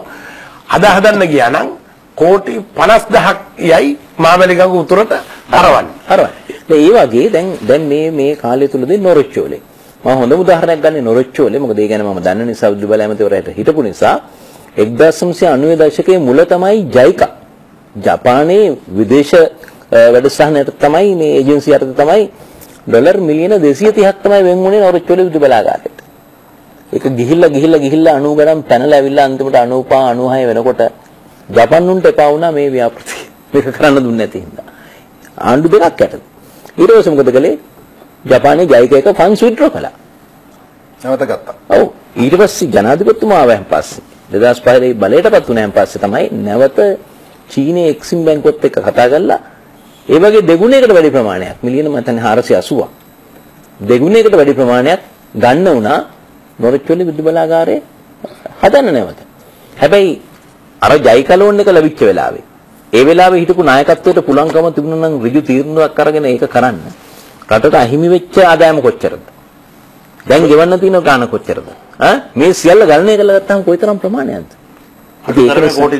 ඒක නිසා මහින්ද චින්තනයේ ඉදිරි දැක්මක් තියෙනවා. ඒක ජනාධිපතිතුමාගේ ඉදිරි දැක්මක් තියෙනවා. ඒ නිසා තමයි කවුරු ගතයුතු තීන්දුව ඍජුව ගත්තා. දැන් මේ යුද්ධය අවසන් කරන්න ඕනේ කියන තීන්දුව ගත්තා. ඒ ඕනෑම නායකත්වයක තියෙනවා අවදානමක්. ඒ අවදානමනේ ගත්තේ. හොඳ යුද්ධේ අවසන් කරන්න බැරි වුණා නම් මොකටද? රටේ ආර්ථිකයත් ඉවරයි, ආණ්ඩුවත් ඉවරයි, රටත් බෙදිලා කොහෙන්ද කෙලවර වෙන්නේ? මේ ගැන පොඩ්ඩක් හිතන්න ඕනේ.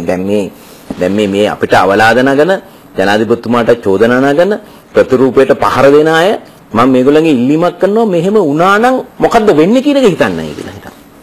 2009 වෙනකොට යුද්ධය අවසන් කරන්න බැරි වුණා නම් ඊළඟ අපිට තිබුණේ විදේශ සංචිත ප්‍රමාණය ඩොලර් බිලියන 1.2යි. 1.2යි. ඒ කියන්නේ සති 6කට තමයි රටට ආනයනය කරන්න ආහාර ගෙනන්න සංචිතය තිබුණේ. LC එක ඕපන් කළාට ගරු කරන්නේ කොහෙවත්. ඒ මට්ටමට අප්‍රේල් වෙනකොට ඒ මට්ටමට ගියා. සමහරව එහෙම බලන් හිටියා. ඒක තමයි ප්‍රෙඩික්ෂන් එක තිබුණේ විපක්ෂ සමහරුන්ගේ මේ දැන් ආණ්ඩුව මීට වඩා යන්න බෑ. මේ ජූනි පයින්නකොට මෙතනින් යන්න බෑ. ඒක ලෝක ආර්ථික අවපාතෙත් එක්ක. ඒතර එහෙම වුණා නම් මේ යුද්ධය අවසන් කරන්න බැරි වුණා නම් විය හැකි ප්‍රතිඵල මොනවද? රටේ ආර්ථික කඩම් වැටලා. අද ස්පාඤ්ඤය පුතුගලට වෙමින් තිබෙන දේවල් ග්‍රීසියට වෙලා තියෙන දේ. එහෙනම් එදා සිද්ධ වෙලා. අපිට මතකයි තේකොළ ගෙනල්ලා පාරේ හැලුවා. රුපියල් 25න් පහළට කිලෝ බැස්සයි කියලා හිටන්. ඔය විනාද එක්සත් ජාතික පක්ෂයේ ඔය මාධ්‍ය ප්‍රකාශකවරු එහෙම ඔය බෙන්තරල් පිටිපැත්තේ ගෙනල්ලා පාරට ඒකොල හැලුවේද? අද හලනවද? නෑ අද හලන්නේ අද රුපියල් 65 70යි ඒකොල කිලෝක මිල. හැබැයි එදා ඒක අතිගරු ජනාධිපතිතුමා මට මතකයි ඒ සාකච්ඡාවල අපි හිටියා. කැබිනට් තීන්දුව ගත්තා අරගෙන ඒවට සහන දීලා ඒවා ආරක්ෂා කළා. එහෙම නොකරන්න ආර්ථිකය කඩම් වෙනවා. බැංකු ටික කඩම් වෙනකොට මුළු ලෝකේ ඇමරිකාවේ බැංකු කියා කඩම් වෙනවා. වික්ටෝරියා බැංකුව මේවා කඩම් වැටුණා. ඒ කඩම් වැටෙන වෙලාවේ ලංකාවේ එක බැංකුවක්වත් කඩම් වැටුන්නේ නැහැ. කඩම් වැටෙන්න දුන්නෙත් නැහැ. කඩම් වැටෙන්න ගියේ වට රජයේ මැදිහත් වෙලා අතට අරගෙන ඒවා පාලනය කළා. අද හොඳ තත්ත්වයකට ගෙන මුල්‍යයතන වැටෙන්න ගියා. වැටෙන්න දුන්නේ නැහැ. ඉතින් බලන්න විය හැකිව තිබූ දේවල්. යුද්ධය අවසන් නොවුණා නම් රට බෙදෙනවා. විදේශ මැදිහත් වීම අනිවාර්යෙන් වෙන ඕන්න වෙන්න තිබුණේ. ඒක ඒ විදිහට අවසන් කරන්න බැරි වුණා නම් ආර්ථිකය කඩම් වැටෙනවා. ඒකත් ඒකට ඇදෙනවා. එතකොට සියලු චෝදනා කාටද දෙන්නේ? දැන් මේ දිනපු නිසා ඔක්කොම මේ භුක්ති විඳිනවා. හරි? සියලු චෝදනා එන්නේ අද ඔය ප්‍රතිරූපය විනාශ කරන්න හදන ජනාධිපතිතුමාලම දැන් ඔය සියලු දෙනා චෝදනා කරන්නේ එහෙමනම්. හැබැයි ඒ අවදානම ගත්තා. අවදානම ගන්න බැරි කෙනෙකුට නායකයෙක් වෙන්න බෑ. අද විපක්ෂ නායකතුමාට වෙලා තින්නේ ඒක. ඔක්කොම දැන් මෙතුමා කිව්වාගේ යුද්ධය අවසන් කළා තිනවා. ආර්ථිකය ධන උද්දමනයේ තනි ඉලක්කමට අවුරුදු ගාණක් තියාගෙන ඉන්නවා. විරේකියාව 5% සහ පල්ලෙහා මට්ටමෙන් තියෙන සංචිතයන් ඩොලර් බිලියන 7ක මට්ටමකට ඇවිල්ලා තිනවා. කොටස් වෙළඳපොළ ඉතාම ප්‍රශස්ත මට්ටමකට ඇවිල්ලා තිනවා. සංචාරක දැන් මේ ජූනි මාසෙ උඩ ලක්ෂ 5ක් ඇවිල්ලා ඉවරයි. ජූනි මාසෙට ලක්ෂ 5ක් ඇවිල්ලා ඉවරයි. ඒ කියන්නේ මේ අවුරුද්දේ මිලියනේ පණිනවා. ගිය අවුරුද්දේ පැන්න යන්තම් දැන් මිලියන 1.2ක්වත් වෙනවා මේ අවුරුද්දේ. එතකොට රැකියා ව්‍යාප්ත වෙමින් තියෙනවා. විදේශ ආයෝජන එනවා. විදේශ සමුළු ලංකාවට එනවා. මෙහෙට එන විදේශිකයෝ දේශපාලඥයෝ මහජන නියුක්තයෝ යනකොට යන්නේ එන ආපු ආකල්පෙන් නෙවෙයි. ඉතින් මේවා වෙනස් වෙමින් යනවා. ජිනීවා වලදී ඒ අභියෝග වලට මුහුණ දුන්නා ජාත්‍යන්තර වශයෙන් LTT ඩයස්පෝරා මගින් ගෙන යන වැඩපිළිවෙලට. විදේශ දේශීය බලවේග සියල්ලත් එක්ක මේ ආණ්ඩුව සටන් කරනකොට මේ රටේ ඉන්න විපක්ෂය ඵලයට එන්න බැරි නම් මේක විනාශ කරගෙන යන්න ඕනේ කියන තැනට තමයි අද ගිහිල්ලා තියෙන්නේ. ඉතින් මේක ජනතාව රුස්සන්නේ නැහැ. ඉතින් ඒක නිසා මේ ඔය උද්ඝෝෂණ ඉතින් ඒවා තියන්න ඕනේ. අපිත් ඒ කාලේ විපක්ෂින් උඩ තිබ්බා. ඉතින් ඒක ප්‍රජාතන්ත්‍රවාදී අයිතිය. ඒ කිසි ප්‍රශ්නයක් නැහැ. හැබැයි මැතිවරණයක් තිබ්බහම ඒ මැතිවරණයේදී බලා ගන්න පුළුවන් කොයි ආකාරයෙන්ද ජනතාව මේකට ප්‍රතිචාර දක්වන්නේ කියලා. ඉතින් මේක තේරුම් ගන්න බැරි කමයි එයාට තියෙන්නේ. අධ්‍යාපනමතුමා මැතිවරණයට කොයි පැත්තද වැඩිපුර සම්බන්ධකම තියෙන්නේ? මම කුරුණෑගල දිස්ත්‍රික්කයේ තමයි. මොකද මේ පැත්තේ තත්ත්වය? ඇත්තටම කුරුණෑගල දිස්ත්‍රික්කයේ අපිට කරන්න තරම් මැතිවරණ ව්‍යාපාරයක් නෑ. ඒක අපරාධේ හොමගම ඉන්න ඒකයි තියෙන ප්‍රශ්නේ. දැන් මට නම් තියෙනවා අර මේ විවෘත කරන්න පාසල් ටිකේ මැතිවරණ ව්‍යාපාරෙ නෙමෙයි. පාසල් පටන් ගැනීමත් එක්ක ගිහිලි වෙරලා ඒ කරන ඒ කටයුතු ටික ඒ හැම ප්‍රදේශයෙම මං කියන්නේ මේ ඒක දිනලා ඉවර වෙච්ච සටනක්නේ. ඒකේ අර කිසිම දැන් ප්‍රධාන වශයෙන් දෑසිරි ජයසේකර මන්ත්‍රීතුමා හිටියානම් එතුමා නීතිඥයෙක් උගතෙක් විදියට කලාකරුවෙක් විදියට ගායකයෙක් විදියට තරුණයෝ අතර ඉන්න ජව සම්පන්න තරුණයෙක් විදියට ඉන්න කාලේ විපක්ෂයේ ඉඳලා තරංගයක් කළා නම් අපිට ගිහිල්ලා කතා කරලා රැස්වින් ටිකක් තියලා ඒ මේ සංවාදයක යෙදෙන්න ඉඩක් තිබුණා. දැන් ඔක්කොම පෝස්ට් ගාලා මේ පැත්තට ආපුවාම දැන් එහි ඉන්න මේ අනිත් විපක්ෂයේ ඉන්න සංවිධායකවරු වැඩි දෙනෙකුත් මේ රජයේ සමග ඒකාබද්ධ වෙච්චාම මොකද දැන් කවුද අපේ දෑසිරි ජයසේකර මන්ත්‍රීතුමා කියන එක ඇත්තනේ. අවුරුදු 20කට විතර ඉස්සරහට ආණ්ඩුවක් එනවා කියලා පේන්නේ නැහැ. අධිකරු ජනාධිපතිතුමා මේ රටේ රාජ්‍ය නායකයෙක් ලෙස ඉන්නකම් අපි කැමති වුණත් අකමැති වුණත් තව අවුරුදු 10ක් 20ක් කෙලින්ම රජය තමයි මිනිස්සු තීරණය කරන්නේ රට බාර දෙන්න ඕනේ ජනාධිපතිතුමාට කියලා. ඉතින් එතකොට ඒ තරුණ වයසක ඉන්න වැඩක් කරන්න ඕනේ කෙනෙක්ට අද තෝරගන්න තියෙන්නේ ආණ්ඩු පැත්ත පමණයි. ඉතින් ගමක ඉන්න තරුණයෝ අපේක්ෂා සහිතව ඉන්නේ ඔවුන්ගේ ජීවිතය ගොඩනගා ගන්න. ඔවුන්ගේ ජීවිතයේ දේශපාලනේ නෙමෙයි. ඔවුන් රටේ යම්කිසි ක්‍රියාදාමයකට සම්බන්ධ වෙලා අලුතෙන් මේ ජීවිතය ගොඩනගා ගන්න යන සම්නේදී මේ තියෙන ආණ්ඩුව ශක්තිමත් කරලා ආණ්ඩුවේ ප්‍රතිලාභ ටික පළාතට ගේන්න තමයි ජනතාව බෙල ගැහෙන්නේ. ඒක තමයි සරල දේශපාලන න්‍යාය. ආණ්ඩුවට යන්තම් හරි ජනතාවට පේනවා නම් තව ළඟ කාලෙකින්වත් තව අවුරුදු 5කින් එන ඡන්දේ 10කින් එන එකකින්වත් විපක්ෂයේ කියලා ඉන්නවනම් 10ක් කැප කරලා ආවස්තික පිරිවැයක් දරාගෙන හරි එතනට යයි. දැන් එහෙම පිරිවැයක් දරන්න සූදානම් පිරිසක් නැහැ. ඒ නිසා මේ මැතිවරණ ව්‍යාපාරයේ බොහොම මේ ඇල්මැරිලා. ඒ කියන්නේ ගැම්මක් නැහැ. අපි මැතිවරණ මේ නෙක් ටු නෙක් කියලා මේ තියෙනකොට ඒකේ ආණ්ඩු පක්ෂයටයි විපක්ෂයටයි දෙගොල්ලන්ටම තියෙනවා මේ ගැම්මක් මේක ජයග්‍රහණය පතාගෙන. ඒ කියන්නේ ලස්සන කතාවක් කරන්න හිතන තරම් අර මැච් එකක් 400ක් විතර ගහලා ඉවර වුණාට පස්සේ ඉතින් එතකොට පටන් ගන්නකොටම දන්නවනේ මේක තව 100කින් යයිද දන්නේ නැහැ කියලා. ඒ වගේ දැන් මේ මැච් එක දිනලා ඉවර එකක්. ඉතින් අනිත් පැත්තෙන් ඇවිල්ලා ගැව්වට ඒක වදින්නේ. ඉතින් ඒක නිසා තමයි වැඩියෙන්ම ඔය අලුතෙන් යම් සිද්ධි හදලා ඒ සිද්ධි වලින් පොඩි තාවකාලික සුවයක් ලබා ගන්න එක තමයි විපක්ෂයේ මේ දිනවල කරන්නේ. මහලේකම්තුමනි දැන් ප්‍රතිවාදියාගෙන් සැලකිය යුතු මට්ටමේ තරගයක් නොයන එක නිසා තම කණ්ඩායම තුළ යම් උණුසුමක් නිර්මාණය වෙන්න පුළුවන්. නමුත් ටිකක් අපි දකින සමහර අවස්ථාවල කවුරු හරි ඇවිල්ලා මයික් එකක් ළඟට අල්ලුවාම මැතියමතුරුන්ගෙන් පවා යම් දේ කියවන එක ආණ්ඩුවට ඒ තරම්ම හොඳ නැහැ වගේ සිදුවෙන සමහර දේවල්. හොඳටම මේ කියන්නේ සඳහන් මහලේකම්වරයා විදියට මේවා කළමනාකරණය කරන්න ඔබතුමන්ලා යම් ක්‍රියාමාර්ග ගනිමින් ඉන්නවද? මොකද දැන් මේ අපි දන්නවා මාධ්‍යත් බොහොම කැමති යම් සිද්ධීන් ලැබෙනවනම් මොකද නැත්තම් මාධ්‍ය වටාකමක් නැහැනේ. දැන් ඔබලා වුණත් එහෙමනේ නේද? දැන් ඒක නිසා අත් වශයෙන්ම දැන් මම ඉල්ලීමක් කරනවා. දැන් සංසන්දනය කරලා බලන්න අවසාන තිවිච්ච පළාත් සභා මැතිවරණ තිබුණානේ නැගෙනහිරයි උතුරුමැදයි සබරගම. හරි. දැන් ඒකත් එක්ක අරගෙන මේක බලන්න නාහිට. ඊට වඩා සිද්ධීන් සංඛ්‍යාව මේ වෙනකොට අඩුයි. ඉතින් සමහර වෙලාවට සමහර කියමන් සමහර කතා ඉතින් අපි බොහොම පරිස්සමෙන් කරන්න ඕනේ. මොකද ඡන්දදායකයාගේ කැමැත්ත. ඒ කැමැත්ත කියන එක බලෙන් ගන්න බෑ.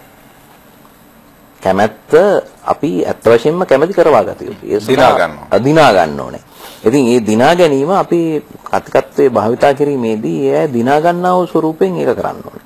ඉතින් අපි මේ පිළිබඳව වරින් වර නිරන්තරයෙන් උපදෙස් දෙනවා, කටයුතු කරනවා. හැබැයි සංසන්දනාත්මකව ගන්නවා නම් වෙනත් මැතිවරණ හා සැසඳීමේදී මේ අවස්ථාව වෙනකොට සිද්ධීන් සහ එවැනි දේවල් සෑහෙන දුරට අඩුයි. බරපතල සිද්ධීන් කිසි දෙයක් නැහැ. දැන් උතුරු පළාත ගත්තොත් එහෙම. දැන් උතුරු පළාත ගන්නකොට දැන් මම මුලතිව් ගිහිල්ලා ආවා ගිය සතියේ මම මේ සුමනෙත් යනවා.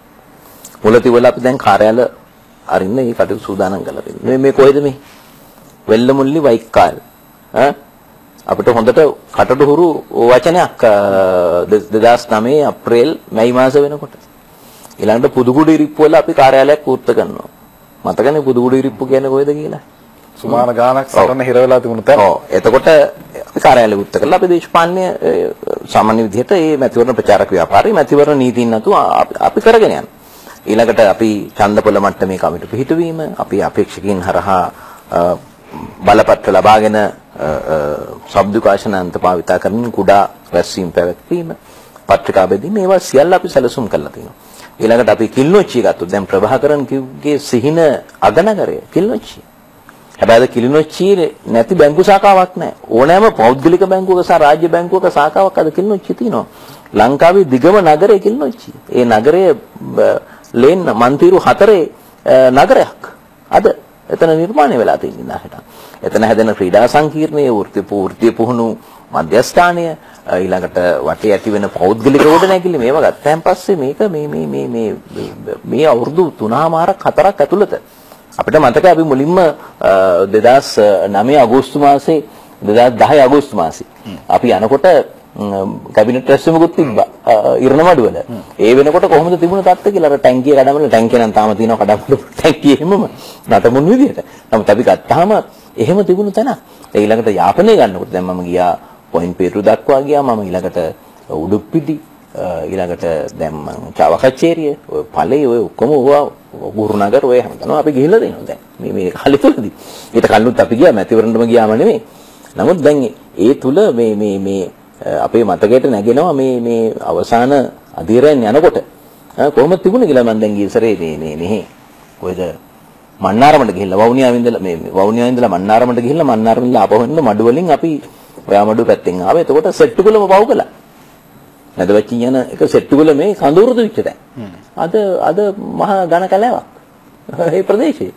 එතකොට දැන් මේගොල්ලෝ ඒ වෙලාවේ කිව්වේ කොහොමද? කටකොම්බි ගහලා අර ගොන්තනමාව කඳුර වගේ මේ ගමක් හදලා ඒ ගමේ මේ 3 ලක්ෂයක් වෙන ජනතාව සදාකාලිකව මෙතන තියාගන්නයි කියන එකනේ ප්‍රචාරය කරන්නේ. හරි උතුරේ ඡන්දය සම්බන්ධව තව චුට්ටක් කතා කළොත් මේ මැතිවරණ තුන ඇතුළේ වැදගත්ම ජාත්‍යන්තරය පවා අවධානය යොමු කළ තැන මෙතන කියන රටේ සම්බන්ධ රටේ ප්‍රතිරූපයට පවා මේ අනියමාකාරයක හොඳ බලපෑමක් කරනවා. අමතමනේ දැන් අපි දැක්ක උතුරේ යම් යම් දේශපාලන පක්ෂවල සමාජිකයෝ සහ දේශපාලන පක්ෂ නායකයෝ ආණ්ඩුවත් එක්ක හිටියා. ආනන්ද සංගරී ද්‍රවිඩ එක්සත් විමුක්ති පෙරමුණේ නායකවෙනි චරිතයක් යුද්ධයේ තීරණාත්මක මොහොතේ අපිට මතකයි ඔහු ආණ්ඩුව ඉන්න ස්ථාවරයක හිටියා. අපි මෙතන මේ මැදිරියේ මම සමුග සාකච්ඡා දෙකක් කළා එතුමත් එක්ක. ඊටාම හොඳ මැද තැනකට එතුමන් ඇවිල්ලා හිටියා. ඇයි එවැනි චරිතයක් දිගටම ආණ්ඩුව ළඟ තියාගන්න ආණ්ඩුවට බැරි වුණේ මතුමා? නෑ ආණ්ඩුවට බැරි වුණා කියන එක නෙමෙයි මම හිතන්නේ. එතුමාගේ ප්‍රශ්නේ තිබුණේ එතුමා පහුගිය මහනගර සභා මැතිවරණේ මේ යාපනයේ මහනගර සභාවට තරඟ කළා බොහොම සුළු ඡන්ද සංඛ්‍යාවක් ගත්ත තේරෙන්න බැරි වුණා. ඉතින් එතුමත් මේ කිල්නොච්චි දිස්ත්‍රික්කයට තරඟ කරනවා මේ TNA සංවිධානයේ ප්‍රතිබලාවම බලා ගන්න පුළුවන් ලැබෙන ඡන්ද ප්‍රමාණය ඒක ඒ ප්‍රදේශයේ ජනතාව තීන්දුව කරන්න තියෙන්නේ. නමුත් අපි දැන් මේ වෙනකොට මේ ප්‍රදේශවල දැන් ඔබතුමා දන්නවා දැන් කිල්නොච්චියට දුම්රිය යනවා පළවෙනිද වෙනකොට. පළවෙනිද වෙනකොට යන මම දැක්කද පත්තරේ තියෙනවා. දැන් එතකොට අවුරුදු කීයකට පස්සේද කිල්නොච්චියට දුම්රිය යන්නේ? අවුරුදු කීයකට පස්සේද? කොකාවිල් වල ප්‍රහාර දීලා මතකනේ. කෝච්චිය පෙරලලා මේ ඔක්කොම කළා සිල්පර කොට ගඩොවලා පොරේල් පාරක් තිබුණද කියලා හොයාගන්න බැරි වෙච්ච ඒක බංකර හදලා ඒවෙන් ලී කොටන් වලින් එහෙමනේ තිබුණේ. දැන් අද කිල්නොච්චියට යනවා. කිල්නොච්චිය හැදෙන දිස්ත්‍රික් ලේකම් කාර්යාලය මම ලංකාවේ කිසිම තැනක දැකලා නැහැ. ඒ වගේ දිස්ත්‍රික් ලේකම් කාර්යාලයක් විවෘත වෙනකොට. ඒ තරම් රමණීයයි, ඒ තරම් ශක්තිමත්, ඊටාම මනරම් පරිසරයක ඒ දිස්ත්‍රික් ලේකම් කාර්යාලය අද ඉදි කරගෙන යනවා. හරි ඉතින් මේවා ජනතාව දකින්න ගුරුපත්තින් ස්වෙච්ඡා ගුරුපත්තින් කීයක් ස්ථිර කළාද නැහැ. උපන්දේ ගුරුපත්තින් කීයක් දුන්නාද? ඒ තිබුණ ලොකුම ගැටලුව තිබුණේ අර දීර්ඝ කාලයක් යුද්ධ කළා උපාධාරයෙන් බිහි වෙලා හිටියේ නෑ. ස්වේච්ඡාවෙන් උසස් පෙළ සමත් අය පසුගිය දවසේ අපේකරු ජනාධිපතිතුමා ප්‍රමුඛ අපේ කැබිනට් මණ්ඩලයේ තීන්දුව කරලා ඩග්ලස් දේවානන්ද මැතිතුමා ඇතුළු උතුරේ අපේ රජයේ නියෝජිත පිරිසකගේ ඉල්ලීම අනුව ඔක්කොම ස්වේච්ඡා අයට පත්වීම් ටික දුන්න ස්ථිර පත්වීම් බවට ගුරු සේවය. ඉතින් දැන් ඒ වඩා විශ්වාසයකින් ගිහිල්ලා පාසලේ ඉගෙනීම කරන්න පුළුවන්. ඒ ප්‍රදේශයට නැත්තම් ගුරුවරු දෙන්න බෑ. දැන් සිංහල ගුරුවරයාට ගිහිල්ලා දෙමළ මාධ්‍යෙන් උගන්වන්න බෑනේ. ඉතින් අපිට මේ මාධ්‍ය පිළිබඳ ප්‍රශ්නයක් තියෙනකොට ව්‍යවස්ථාවට අනුව නම් අපිට කියන්න තිබුණා ඒක දෙන්නේ නැතුව ඉන්න කියලා. නමුත් ඒ ප්‍රදේශයේ ජනතාවගේ දරුවන්ට අධ්‍යාපනය ලබා දෙන්න තියෙන උවමනාව තුළ ඒ ස්වේච්ඡා ගුරුවරු සියල්ල ස්ථිර කළා. දැන් ඒ පාසල ලබන වාරයේ පාසල පටන් ගන්නකොට උසස් පෙළ ගුරුවරුන්ගේ හිඟතාවයේ තිබුණ සියලු ගුරුවරු ටික පත් කර ගැනීම සඳහා මේ දිනවල සම්මුඛ පරීක්ෂණ පැවැත්වෙනවා. දැන් මෙතෙන්දි මේ කියන්න ඕනේ විශේෂයෙන්ම අපේ EPDP සංවිධානය. මේ ප්‍රධානම හවුල්කරුවා උතුරු පළාත් සභා මැතිවරණේ EDP සංවිධානය, ශ්‍රී ලංකා නිදහස් පක්ෂය, ලංකා සමාජ පක්ෂය, කමියුනිස්ට් පක්ෂය, සමස්ත ලංකා මුස්ලිම් කොංග්‍රසයේ රිෂාඩ් බද්වින් මැතිතුමාගේ මේ ආදි වශයෙන් මේ පක්ෂ සියල්ලම මේ අපේක්ෂක මේ දිස්ත්‍රික්ක සියල්ලම තරඟ කරනවා. එතකොට දැන් යාපනයේ දිස්ත්‍රික්ක 5ක්. යාපන දිස්ත්‍රික්කයේ මැතිවරණ බල ප්‍රදේශ 10ක් තියෙනවා. ඒ 10ම අපේ ඉතාම හොඳ සංවිධාන වැඩපිළිවෙලක් තියෙනවා. ශ්‍රී ලංකා නිදහස් පක්ෂයේ වගේම EPDP සංවිධානයේ මේගොල්ලෝ දැන් ඒකාබද්ධව ඒ වැඩපිළිවෙලේ අවතීර්ණ වෙලා තියෙනවා. ඊළඟට කිල්නොච්චිය ගත්තාම තියෙන ඡන්ද සංඛ්‍යාව අනුව අපේ කිල්නොච්චියේ අන්තික මතක තියාගන්න ඕනේ වෙනදා වගේ නෙමෙයි. මේ යාපනයේ දිස්ත්‍රික්කයේ 87 දෙනෙක් ඉන්නවා සංධානය යටතේ ප්‍රාදේශීය සභා තරඟ කළ ජයග්‍රහණය කරපු ප්‍රාදේශීය සභා මන්ත්‍රීවරු. යාපනයේ මහනගර සභාව සංධානයේ බලය පවතින. තව ප්‍රාදේශීය සභා 3ක බලය තියෙනවා. විපක්ෂ නායකත් ආණ්ඩුවට ආවේ. ඔව් ඊළඟට ඒකේ හිටපු TNA විපක්ෂ නායකතුමා අපේ සංධානයෙන් තරඟ කරනවා. එක්සත් ජාතික පක්ෂයට එකම ප්‍රාදේශීය සභා මන්ත්‍රීවරයා දාවගච්ඡේදී අපේ අපේක්ෂකෙක් අපේ පැත්තට ඇවිල්ලා.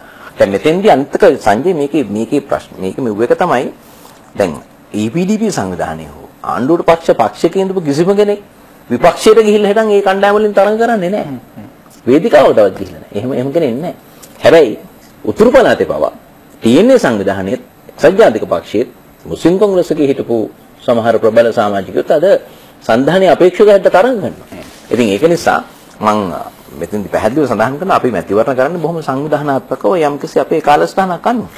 ඒ නිසා අපිට ජයග්‍රහණය කිරීමේ දැඩි විශ්වාසකින් තමයි අපි උතුරු පළාතේ මේ මැතිවරණට ගිහිල්ලා තියෙන හොඳ අපේක්ෂක කණ්ඩායම් පහට ඉදිරිපත් කරලා තියෙනවා. ඉතින් අපේ දැඩි විශ්වාසයකින් අපි මේ මැතිවරණය නිදහස් සාධාරණ සාමකාමී මැතිවරණයක් හැට ජයග්‍රහණය කරන්න අපේ ප්‍රචාරක වැඩපිළිවෙල සහ සංවිධානය කරගෙන යනවා. අධ්‍යාපන ඇමතුමනි ඔබතුමාලා දෙපළම ඉල්ලපු හැම ඡන්දයක්ම දිනපොදු වියනේ. අපි දන්න තරමින් වාර්තා වෙච්ච විදියට කාගේවත් පෝස්ට් එකක් කරන්නවත් කාගේවත් කාර්යාලයකට ගහන්නවත් ඔබතුමාලා දෙන්නම ගිහිල්ලා නැහැ. නමුත් හැම ඡන්දයක්ම දිනුවා. මොන ලකුණෙන් ඉල්ලුවත් දිනුවා කියන ආඩම්බරෙත් ඔබතුමාලා තියෙනවනේ.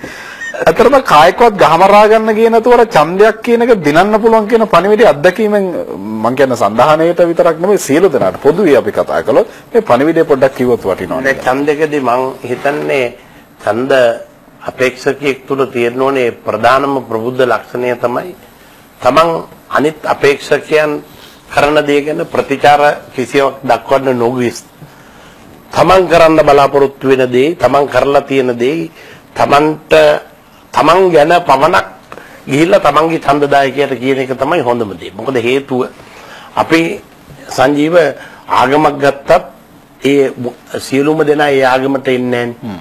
දැන් අපි මේ රටේ බෞද්ධ ආගම, ක්‍රිස්තියානි ආගම, මේ මුස්ලිම් ආගම තියෙනවා. එහෙම කෙනෙක් හරවල ඉවරලා අපිට කොච්චර කිව්වත් මේ එහෙම වෙන්නේ නැහැ ලෝකේ. ඒ නිසා අපි මේ අබමල් රේණුවකවත් වරදන් නොකලත් අපිව පෙන්වන්න බැරි කොටසක් ඉන්නවා කියලා අපි තේරුම් ගන්න ඕනේ. අපි කොච්චර හොඳ කළත් ඒක පිළිගන්නේ නැති කොටසකුත් ඉන්නවා කියලා පිළිගන්න ඕනේ.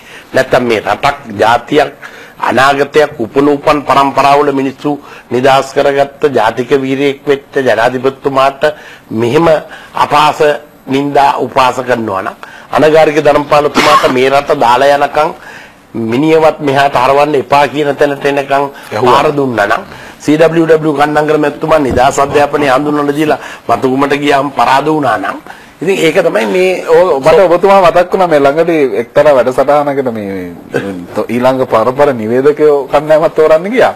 එතෙන්දී 7-8 පාරක්ම පුද්ගල චරිත 3ක් නම් කරලා කැමති කෙනෙක් තෝරගන්නකෝ. කිසි මිනිසෙක් කිසි දරුවෙක් කන්නංගර මැතිතුමා කතා කරන් තෝරගත්තේ නැහැ. මට ඔබතුමා මතක් වුණා ඔබතුමා එතුමා ගැන ගන්න පැහැදිලි කිරේ. ඔව් මොකද එහෙම දන්නේ නැහැ. සමහර දරුවෝ අද දවසේ මොකද ඒ තරම් මේ හින්දි ශාරුක් ખાන් කිව්වනම් ඊට වඩා අනිවාර්යෙන් තෝරගනි. ඉතින් ඒ නිසා එවැනි තත්ත්වයක් තුළ කරන්න තියෙන්නේ අපිට ලැබෙන දේ අර සුසිපියම් ජයන්ත අමාත්‍යතුමාට කිව්වා වගේ මනාප සල්ලි වලට ගන්නත් බෑ.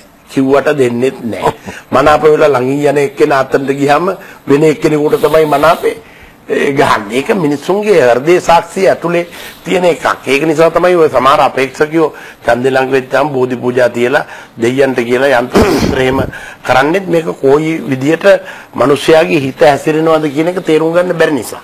ඒ නිසා ගහමරා ගැනීම තුලින් හෝ ප්‍රචණ්ඩත්වයේ තුලින් සාමාන්‍ය ලංකාවේ සම්ප්‍රදාය තමයි මේ ප්‍රචණ්ඩත්වය අතිමහත් බහුතර පොදු ජනතාව ප්‍රතික්ෂේප කරනවා.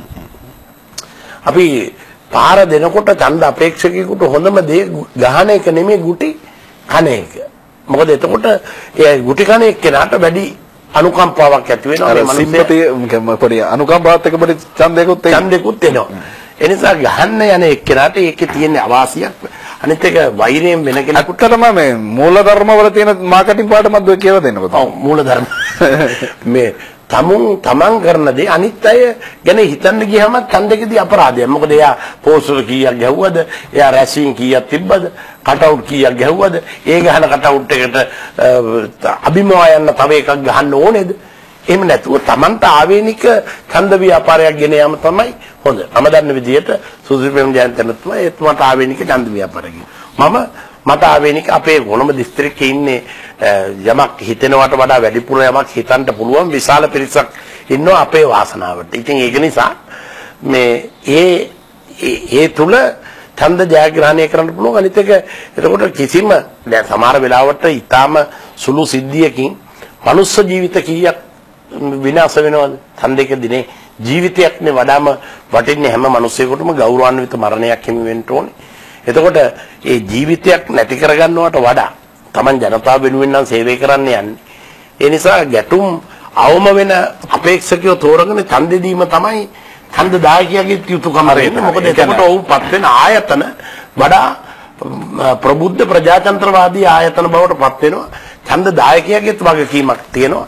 මනුස්සකම තියෙන, රටට ආදරය කරන, පක්ෂයට ආදරය කරන, ජනතාවට ආදරය කරන, ප්‍රදේශයේ සංවර්ධනයට උර දෙන්න පුළුවන් අපේක්ෂකයෝ කුමන පක්ෂයකින් හරි තෝරා එවීම නිරෝගී ප්‍රජාතන්ත්‍රවාදයේ සඳහා වැදගත් වෙනවා කියලා තමයි මම හිතන්නේ. අපිට ගන්නවොත් අපි කුඩු වෙන්න ගහනවා කියනකොට හයියෙන් අප්පුඩි ගහන පොඩි ඡන්දපල සමාජිකුත් අපේ රටේ තියෙනවා. අපි ඒකත් වෙනස් කරගත්තොත් හොඳයි කියන පණිවිඩය මතුමා කිව්වේ. දිවන හොර විශ්ින්ද. ගිය මහ ඡන්දෙට වෙළඳ මාත්‍යාංශයේ වාහන බඳුළු ගුණ වර්ධන වෙනුවෙන් කොළඹ දිව්වේ නැද්ද? එකම වාහනයක්වත් මගේ සංසාර ගමනේ කිසි දවසක මේ රාජ්‍ය ආයතන වල වාහන පාවිච්චි කළත් නැහැ. මම පෝස්ටර් ගැව්වෙත් නැහැ. මොකද පෝස්ටර් අලවන්න කෙනෙක් නැති නිසා වෙළඳ මැතිකම කල්ලි වෙලා පාරේ යනකොට අපේ අම්මලා එහෙම වැඩිය මූණ දිහා බලන්නෙත් නැහැ, හින හෙන්නෙත් නැහැ. අලවන්න දුන්නොත් මම දන්නවා අලවන්නේ නැහැ කියලා. ඒ නිසා කිසිම පෝස්ටර් එකක් මේ දිස්ත්‍රික්කේ මම අලවලා නැහැ. ඇලුවත් වහනවනේ. නම්බරේ විතරයි ගහලා තියෙන්නේ අංක 19 කියලා. කාගේද කියලා නමක් ගමන්නේ හොයාගෙන ඇවිල්ලා තමයි ඡන්දෙ දීලා තියෙන්නේ. ගෝලෙත් හිටියානේ. ගරු එමතුනේ අපි අවසාන මිනිත්තු ඉන්නේ. මේ ඔබතුමන්ලා එක්ක දේශපාලන වශයෙන් එකඟ අයයි විරුද්ධ අයයි දෙගොල්ලම පිළිගන්නවා මේ රටේ මැතිවරණ සංස්කෘතිය වෙනස් කළ ඔබතුමන්ලා. ඒක 94 පටන් ගත්තා 2005 දී අපි ඊටත් වඩා හොඳම තැනකට මේක ඔසවා තිබ්බා. කියන්නේ අපේ ආඩම් කියන්නේ අපි ඒ කාලේ කතා කළේ මෙන්න මෙහෙම නෙවෙයි යුරෝපේ නම් ඡන්දයක් තියෙන දවසක් සාමාන්‍ය දවසක් මිනිස්සු ඔෆිස් යනවා පොලේ යනවා ඉස්කෝලේ යනවා ඇඳිරි නීති කියලා ගන්න අපිත් එහෙම දැනකට යන්න ඕන කියලා. අපි අද එතනට ඇවිල්ලා තියෙනවා. ඒ සංස්කෘතිය හදපු උදවියටම ලොකු වගකීමක් තියෙනවා මතුමා මේ සංස්කෘතිය යවත් කාලීන කරන්න සහ රැක ගන්න. ඒ වෙනුවෙන් ඔබතුමන්ලගේ වැඩපිළිවෙල සහ සම්දාහනයේ විදියට සහ ආණ්ඩු විදියට පොදු සමාජයට උතුරට මධ්‍යමට වයමට ඔබතුමා දෙන පණිවිඩය මොකක්ද? ඔව් ඇත්ත වශයෙන්ම නාම යෝජන අත්සන් කරන අවස්ථාවේදී සෑම අපේක්ෂකයෙකුටමත් ඒ වගේම විශේෂයෙන් පළාත් පාලන ආයතන ප්‍රධානීන් තරම් කරනවා අපෙන් එයාට උපදෙස් දීලා තිබුණා හිටපු മന്ത്രി ඇමති අමතුරුන්ට රජයේ වාහන සියල්ල අපහු බාර දෙන්න ඕනේ පාවිච්චි කරපුවා. ප්‍රධානීන් ඒ වාහන බාර දෙන්න ඕනේ ඒගොල්ලෝ නිවාඩු ගන්න ඕනේ මැතිවරණය අවසන් වෙනකන් කියලා ඒ උපදෙස් ටික දීලා තිබුණා. වත්කම් බැරකම් ප්‍රකාශ දෙන්නයි කිව්වා. මට මැතිවරණ කොමසාරිස්තුමාගෙන් ලිපියකුත් ලැබුණා මේ දැනට මහනුවර සියල්ලම බාර දීලා අවසానයි කියලා අපි සියල්ලම ඒවත් සකස් කරලා දුන්නා. වත්කම් බැරකම් ප්‍රකාශ පවා. ඉතින් ඒක නිසා අපි මේ උපදෙස් දීලා තිනවා. මම වරින් වර උපදෙස් මාලාවල යනවා. අදත් උපදෙස් මාලාවක් කියවුවා. මැතිවරණ කොමසාරිස්තුමාගේ චක්‍රලේඛන අනුව කොයි ආකාරයෙන්ද මැතිවරණ කාර්යාල පිහිටවන්න ඕනේ නියෝජිතයෝ පත් කරන ඒ ආදි වශයෙන්. ඒ වගේම නිරන්තරයෙන් අපි මේ ප්‍රදේශ භාරව ඉන්න අපේ අමාත්‍යතුමන්ලා සහ අනිකුත් දේශපාලඥයින්ගේ මාර්ගයෙන් අපි මැතිවරණ නීති උල්ලංඝනය කිරීම නොකරන ආකාරයටත් ඒ වගේම සාධාරණ නිදහස් සාමකාමී මැතිවරණයක් පැවැත්වෙන ආකාරයටත් අපේ මැදිහත් වීම මැතිවරණ අවසන් වෙනකම්ම පවත්වාගෙන යනවා. හොඳයි. බොහොම ස්තුතියි ඔබතුමන්ලාට අපේ ආරම්භ පිළිගැනීම වෙනුවෙන් අද සඳහනේ මහලේකම් සුසිල් ප්‍රේමජයන්ත මැතිතුමන් සහ අධ්‍යාපන අමාත්‍ය බන්දුල ගුණවර්ධන මැතිතුමන් සමග අපි කතා කළේ. අතුලාන්තයේදී අපි ලබන බ්‍රහස්පතින්දා රාත්‍රී 10ට ඔබට කතා කරන්න සූදානම්. ආයිබන්.